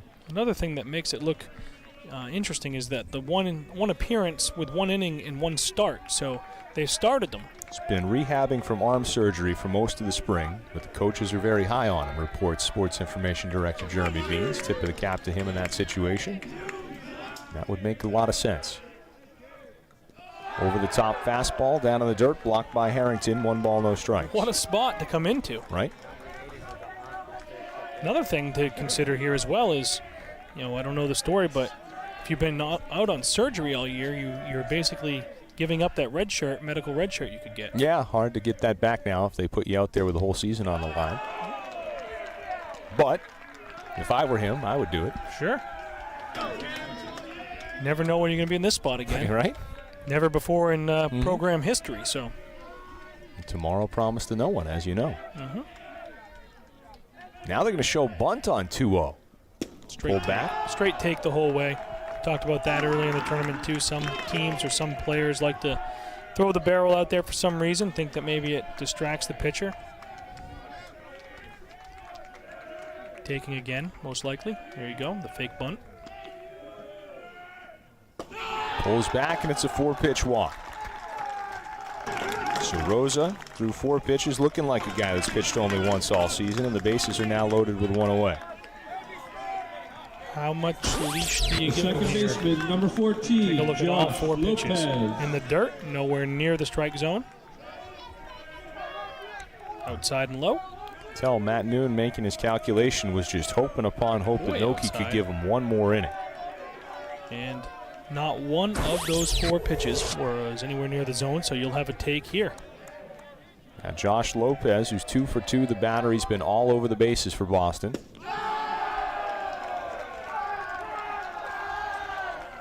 Lopez singled in the first, doubled and scored in the third, walked and scored last inning.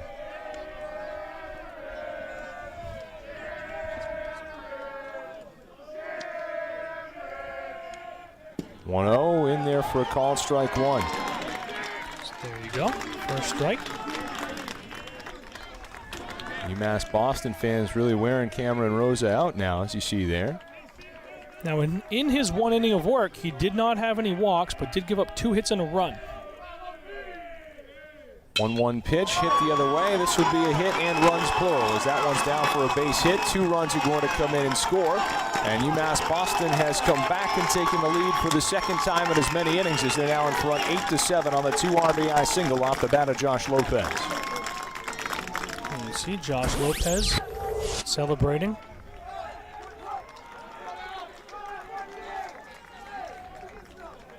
The bat flip like he's Manny Ramirez going deep. as he hits a flare into right field for a single, but a big hit, about as big as it gets. And that will be a very quickly ended failed experiment for Cameron Rosa. Gave it what he had, wasn't good enough against this tremendous lineup. And now Ken Rotunno will be back out there in familiar surroundings, trailing by a run in an elimination game. Love the fire. You Ladies and saw a lot of gentlemen, your fist attention, pumping please. last night from Now different pitching for pitchers as they Babson, number battled. 22, Ken Rotunno. Rotunno making his third appearance of the tournament. He's 1-0 in 2 innings of work. No runs on 1 hit, 3 strikeouts, and no walks.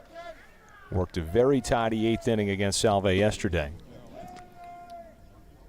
That would be a literal bird's eye view that you just had there. Absolutely perched high above. We really wasted that GoPro on Scott yesterday. If we could have strapped that to the bird today, I mean, that would have been like almost the Goodyear blimp type of a thing. I wouldn't have been surprised with the type of doodads and things these guys are pulling out. They got the wireless camera out there, the home run camera. I mean, missed opportunity by Nick, though. I wanted to see him do that ESPN thing where he holds it down low and designated follows hitter, the base number runner 7, around from Gabe third, coming home Mantoni. on the home run. That would have been big if he'd been able to do that for Mantoni. yeah, that's you probably got to get clearance for that. You don't want to be on the field and Did Craig Sager ask for clearance when he got Hank Aaron at home plate on home run 715? probably not. There you go. You don't know the names of the people that asked for clearance. That's a fact. First one's in there for a called strike to Mantoni, who hit that monstrous home run that turned this game around last inning, gave UMass Boston at the time a 5-4 lead. 8-7, UMass Boston in front right now. It's hard to keep track of the score. It's been changing so much both ways as that one's up and in. Back and forth, as you would expect on the Babson side, as they're so deep into their pitching staff. So Boston still has so many arms available, only in their 4th game of the tournament. I mean, the good side of things for Babson is they've had 5 really good starts, but now you've got 6 pitchers dressed in suits out there that are completely unavailable for this game, you would think. Sure, that's true. 1-1 popped up into foul territory. Halpin racing over, and it's out of play for strike 2. Wow, nice grab over Very there. nice grab. What do you got? You got a dad or a former player maybe? Sometimes they're one and the same. Very true. The timeout here as a ball is in the field of play over behind the. He didn't throw it back, did he? I don't think so. I think that's just a different ball. That'd be excessive.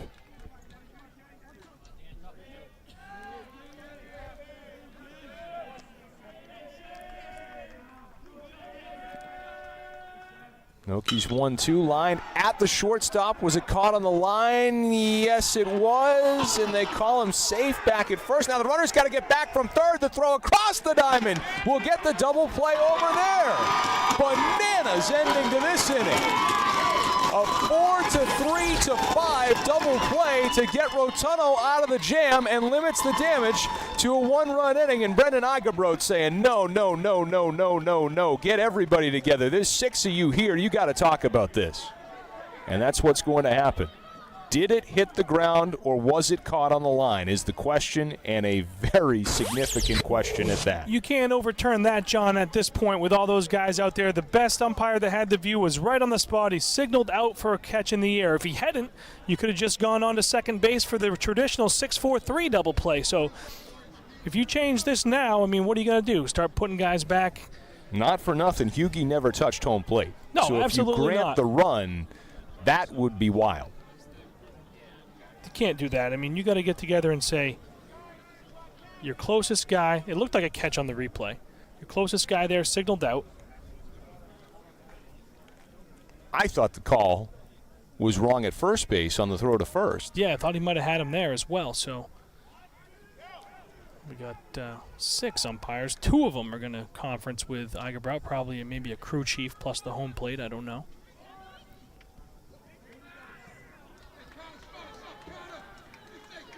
They're pointing at bases other than first, which should lead you to believe that something might go Brendan Igabrot's way here.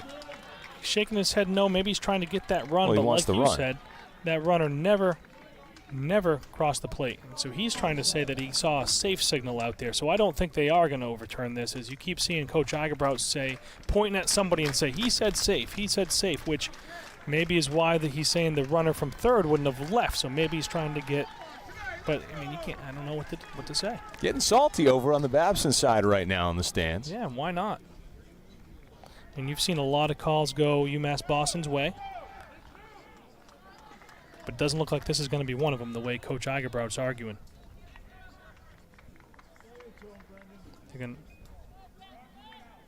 Now, you have a viewing public and a watching audience at home that needs to know what's going on. I mean, we haven't seen any signs or any pronouncements. So, what is happening? We've got a Babson batter walking to the box, but I mean, that could just be an effort. So there you go. So it's a double play. Let's take another look. Catch. Looks like a catch to me, John. And that was it from shortstop. So that would actually be a 6-3-5 double play. That's a new one for me. I don't see any umpire signaling safe, so I don't know if there's another angle. Is Lopez safe at first? Not for nothing. Maybe he was. Very close at first. He might have been out, but I mean, that's regardless. Didn't look like he had either foot on the bag there. No, he looked like he was out, and that's why the first baseman was going to appeal that bad call, but doesn't come out to cost him anything. Hey, Hard, what's this? That's my resignation letter. You're resigning. Why? Because you're constantly ignoring me. You're half as active as you used to be, and you eat stuff like this. You've been putting me under a lot of pressure lately. That's why I'm ready to quit. I forgot. I'll do better. Please, don't quit on me. Okay, but remember, it's not what you say, it's what you do.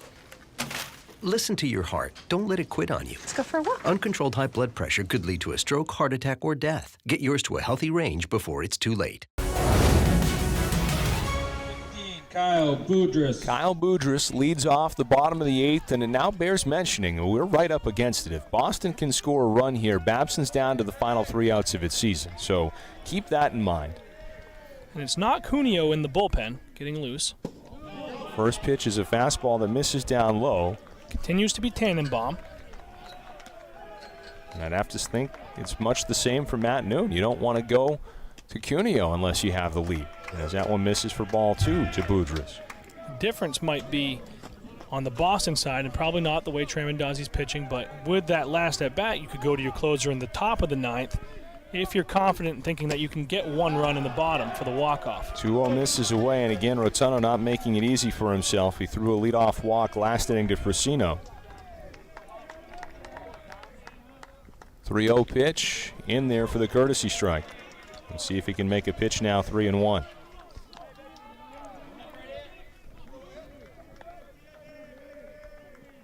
3-1, misses down low for ball 4, second consecutive inning with a leadoff walk. In all 3 innings that Ken Rotuno has pitched, the leadoff runner has reached base. It wasn't his fault, had the fielding error by McHale back in the 6th. Here comes Coach Noon. That's that. So Ken Rotuno is done.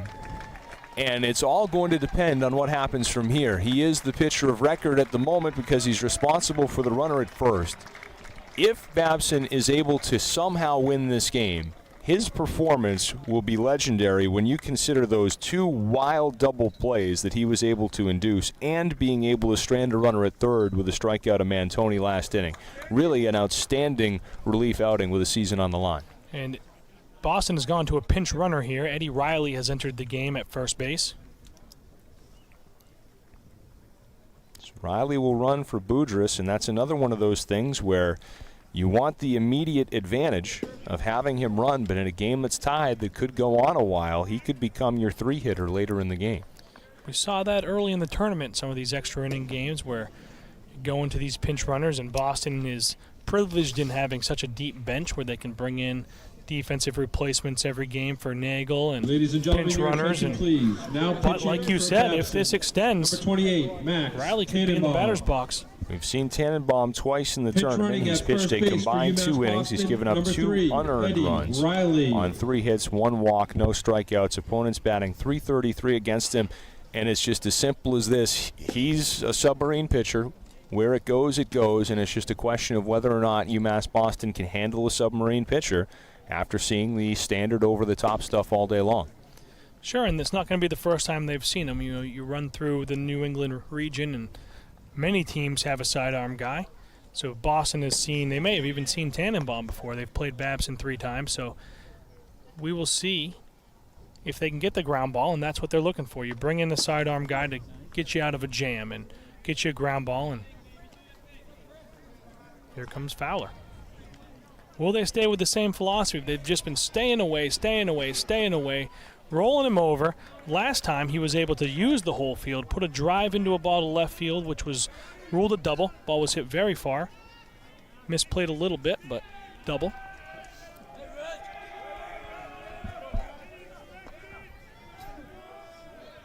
Fowler showing bunt right away. Pulls back. That one looked to be down the middle. Absolutely a strike. Surprised here that maybe all the bunt guys running all over the place and stuff must have startled the umpire, because that looked like it was there. Throw over to first to check on Riley. He's back in safely. Big difference between 1-0 and 0-1 here in this spot, that's for sure. Riley leaning a little bit.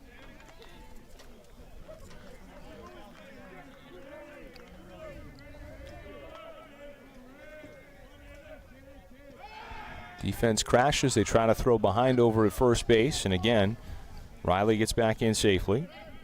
See if there's any type of slash or anything else on, or if this is just a straight sacrifice bunt. And one misses for ball two. Riley has 2 steals in his 2 attempts this year. Might have the take sign as well. You saw that Boston, when they employed the take sign early, they all squared around for those fake bunts, so you'll see what happens here on 2-0, or if he just puts it down. Pulled back there, took ball 3. No matter what, no matter who's throwing them, you've got to have strikes. Yeah, they're trying to give you an out here, and you either need to take the out and move on or run a bunt trap, which they are, trying to get the run at second. 3-0, misses, not close. Nope. Free pass there for Fowler, back-to-back walks. First by Rotuno, now by Tannenbaum. And The right fielder, Matt number Cuneo 34, is loosening Nick in the bullpen Herzog. now. And that just shows you Matt Noon has completely run out of options. I mean, he's painted into a corner at this point. And Tannenbaum's got to throw some strikes quick, or you just have to completely go with Cuneo for as long as he can possibly go. That's what it comes down to. And this is why being in the winner's bracket is such a tremendous advantage at this stage. UMass Boston has still got plenty of relievers they can throw at you in a 15 or 16 inning type of a game, where Babson, they've got to win this quick or they're not going to win. And you saw there was just an offensive timeout between Coach Eigenbraut and Nick Herzog, and probably talking about what to do here in the bunt situation.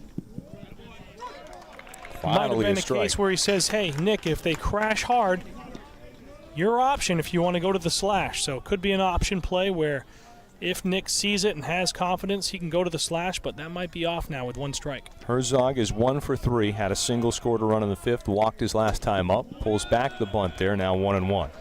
Got to throw strikes. Keeping that leadoff runner on base, or off base as it were, so important in a tie game. Babson has not been able to do it. How many rabbits are there in the hat? Here's a bunt. Halpin's going to pick it up. He goes to third too late. Everybody's safe.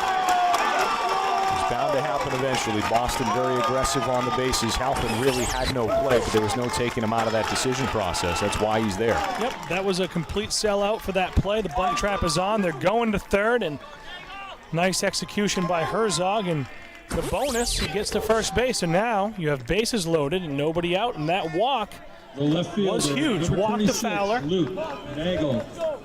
So for the second time in 3 innings, UMass Boston loads the bases with nobody out. Last time they had the lead, this time it's tied. Luke Nagel, the batter. Babson brings the infield in all the way around. First pitch taken out to left field, and the Beacons are back in front. Balls in left. 1 run is in. They will hold the second one as the throw comes in on a couple of hops, but Luke Nagel breaks the tie in the bottom of the 8th inning with an RBI single, and the UMass Boston Beacons are 3 outs away from a trip to the College World Series. First pitch swinging by Nagel, using the whole field as he often does. Shoots that ball into left. Beacons playing it safe with nobody out. Base is still loaded.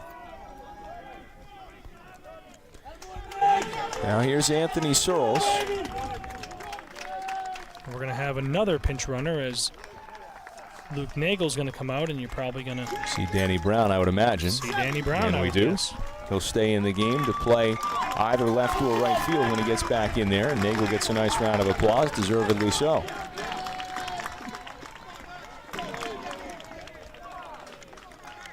Ladies and gentlemen, your attention, please. Now pitch running. It's interesting. It makes complete sense. This isn't a criticism in any way, but it's ironic that UMass Boston, the team that's better suited for a long game, has made all the moves to win it short. Sure. Taking bats out of the lineup to put in defense and running. Well, that's the thing, John. You got these top-of-the-line relief pitchers, and you've got these defensive players, and you can always have the next game tomorrow in your back pocket, but what if you get to tomorrow and you never have a lead? So that's the thing, is you got to win the game in hand no matter what. You can't play for tomorrow or play soft because you have that buffer zone.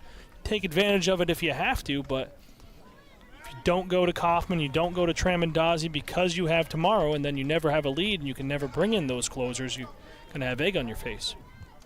So Babson makes its final move, like a chess player avoiding checkmate. They go to Matt Cuneo here with the bases loaded and nobody out in the bottom of the 8th inning.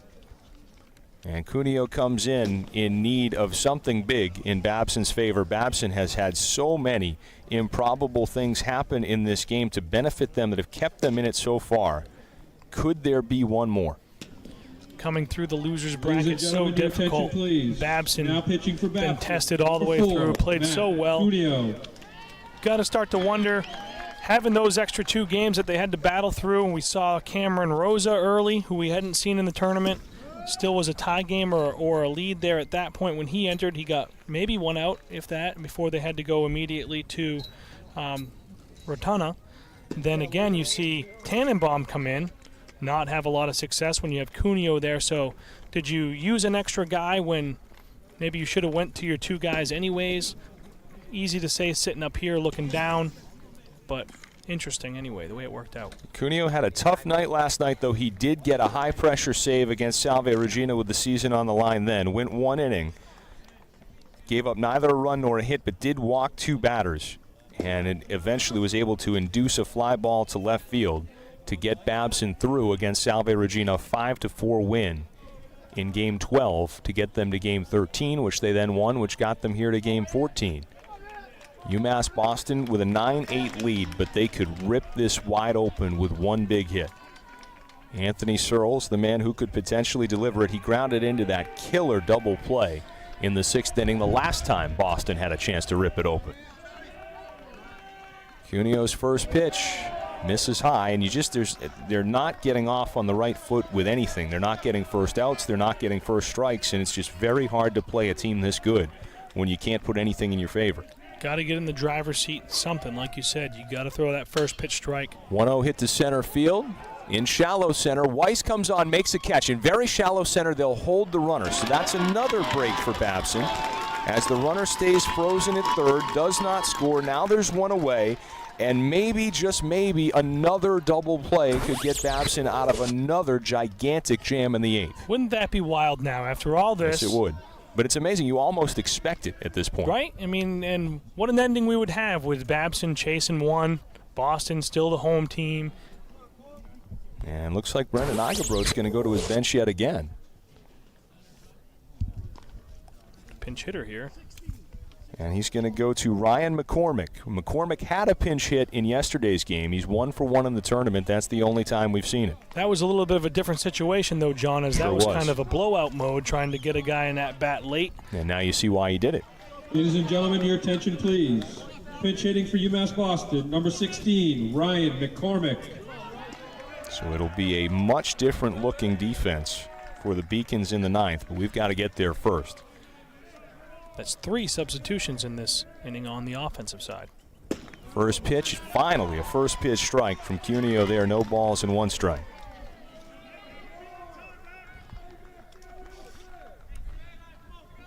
McCormick on the season, a .314 batter, 16 hits in 51 at-bats. 0-1 just missed inside. Looked like a pretty darn good pitch there, coming across with the breaking ball, but does not get the call.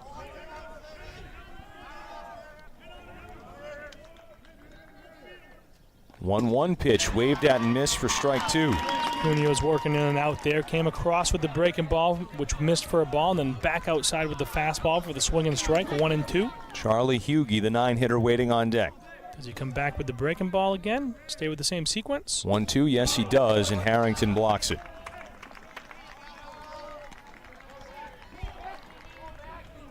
So you got to throw a strike here in the next 2 pitches. Bases are loaded, only 1 out.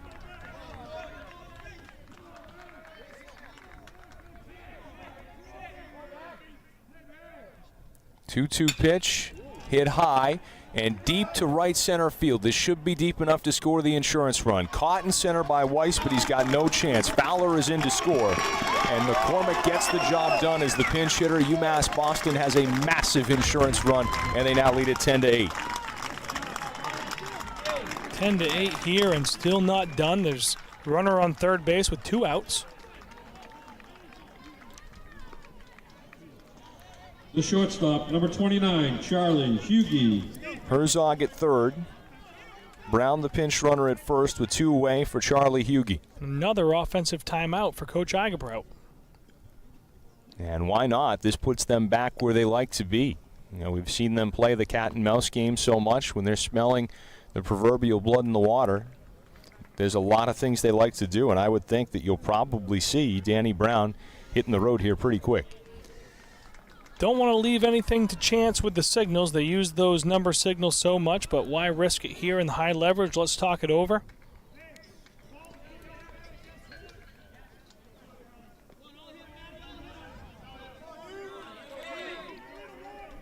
Hugie is 0 for 2, has a walk and a sacrifice bunt.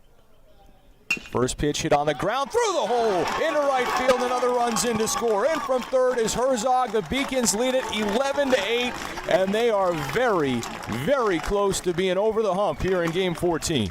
3-run lead now with only 3 outs to play with for Babson. They have scored 3 runs today, but only once. And you're going to be facing either Tramandazzi, who's pitching very well, 6 saves on the season, second team all-conference, or you're going to see the guy who's basically been the man here, Brian 14, Kaufman, in the postseason. Lopez. And none of the innings they've had were against a pitcher that good. That's a fact. Now here's Josh Lopez. Lopez has had an MVP type of a game today, 3 for 4. Watches the first one miss outside. Lopez singled in the first, doubled and scored in the third, walked and scored in the fourth, had a 2 RBI single in the fifth.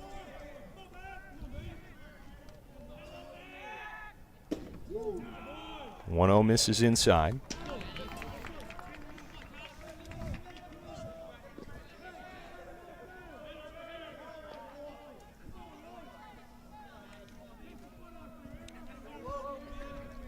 Cunio's 2-0 pitch is in there for a called strike 1. Lopez is a little upset with himself for taking that pitch. Was right there. Checking the wristband as the signals are being barked in.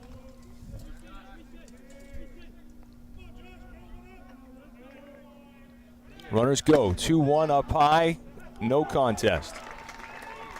Now in that case, had they thrown down, it wouldn't have been interference for Lopez because he was right in the box. We saw a couple of times in this tournament where there was obvious interference by the batter in the box after a strikeout, where strike him out, throw him out double play was coming into call, but one time they got the call, one time they didn't. This time Lopez is safe. Single would just about do it. This one hit the other way to right field, hangs up, and Weber makes the catch for the out that retires the side. But UMass Boston breaks the tie in the bottom of the 8th inning as they come up with 3 runs. They do it on 2 hits, no errors, and they leave 2 runners aboard at the end of 8 full innings of play. Your score, UMass Boston 11, Babson College 8. The Beavers need 3 to tie and 4 to take the lead in the final inning of Game 14. We'll take one last break and come back to take you the rest of the way. You're watching the 2017 NCAA Division III New England Regional on BTV 9 and MMABucks.com. Welcome back as we head to the 9th inning. We're trying to spy the defensive changes all the way around for UMass Boston. We've got Danny Brown in right field. Eddie Riley at third base. Eddie Riley at third base came in as a pinch runner. Left field, number 34, Nick Herzog. Herzog moves to left from right field. Number 37, Danny Brown. So Nagel comes out. Yep.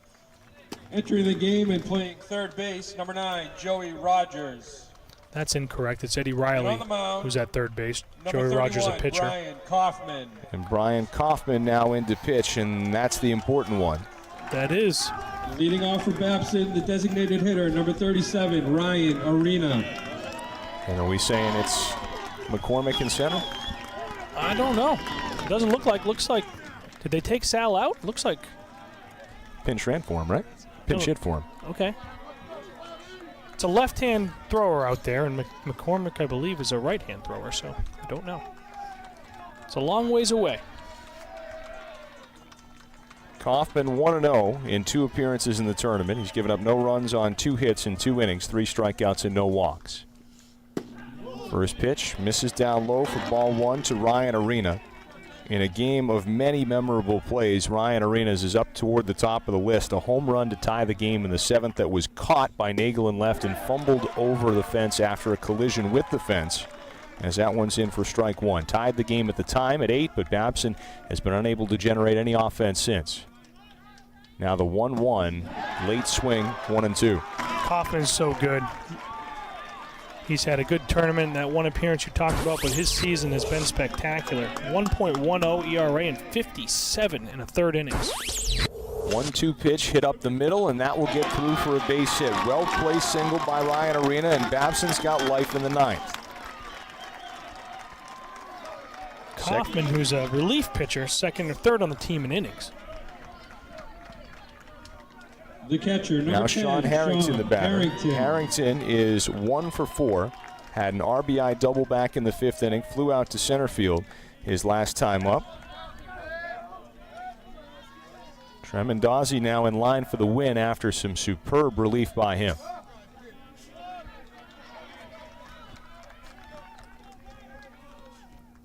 Kaufman deals, misses outside with ball 1.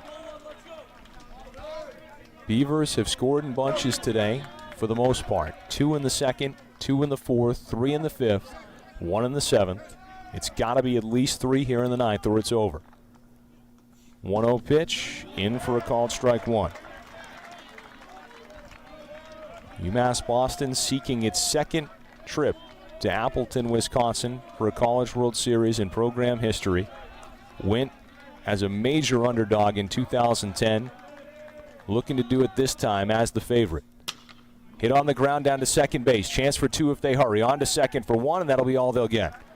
Good slide into second base by Arena, so Harrington reaches on the fielder's choice, and there's 1 out. Lopez puts that ball in his pocket. Doesn't want to risk throwing it away. Really a low-risk proposition, though, with a 3-run lead. Number 27, Eric John. Now Eric John, the batter. John is 1 for 4. Reached on an error and scored in the 4th, singled and scored in the 5th.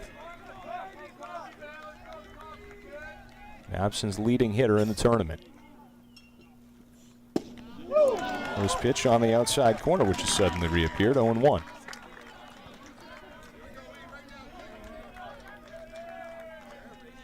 Beavers setting a program record for wins this year, coming in at 29-14. Trying to make 1 more push as that one fouled off at the dish. No balls and 2 strikes. The end of an amazing road for the entire athletic department for Babson this year. 5 teams reaching the round of 16. 2 teams reaching the Final Four. A national championship for men's basketball. And the baseball team hanging on to a last flicker of hope for a College World Series run as that one swung on and missed. And Babson now down to its final out.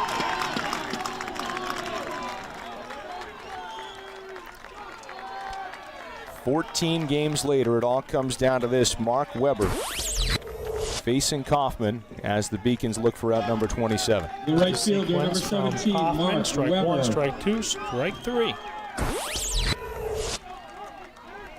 UMass Boston's done it the way you're supposed to. 1 win per day and the lead in the 9th here. First pitch. Misses low and inside for ball 1. Weber trying to keep it going for David Lennon, who's 1 for 3. Connor Gill, who's been arguably the best hitter in the tournament, in the hole. 1-0, misses up and away. This is a Casey at the bat type of a situation right now, trying to get it back to Connor Gill. To the 9-hitter, who has been outstanding. has 6 hits between the 2 games Babson's played today, including 2 in this game. Going to be interesting to see the all-tournament team comes out with between Lopez and Gill. I mean, that's 2 absolute studs here in this tournament. It's 3-0 count now. Weber, despite it all, still all smiles up there at the plate, and you have to think he's got to be at least a 1-pitch take here, and maybe 2, given the fact that they have to have another base runner. Base runners, base runners, base runners, John. Take all the way. 3-0, way outside for ball 4. So Babson will get the tying run to the plate in the 9th inning. Weber down to first, Harrington up to second, and it all rests on David Lennon's shoulders. Third baseman, number Lennon 6, put into David the lineup Lennon. today, the only change from game 13 to game 14 for Matt Noon, and this was why. For the upgrade at bat after Shea went 0 for the game on a day where his team had 17 hits. Had a single all the way back in the 3rd. First pitch to him is in for a called strike 1. Lennon struck out swinging in the 4th. Reached on the fielding error by Herzog in the 5th and worked a walk his last time up. That was in the 7th. Brian Kaufman looking for that one more out. 0-1 pitch. Swung on and missed, strike 2. And the Beacons are on the very, very cusp of a regional championship.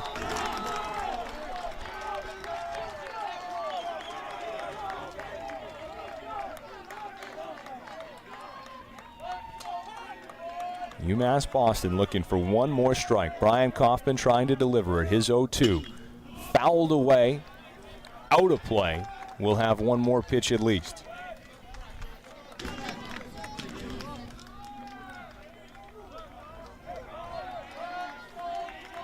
Seven years ago, UMass Boston, the quintessential Cinderella story. Nothing Cinderella about this one. They have been dominant throughout the year.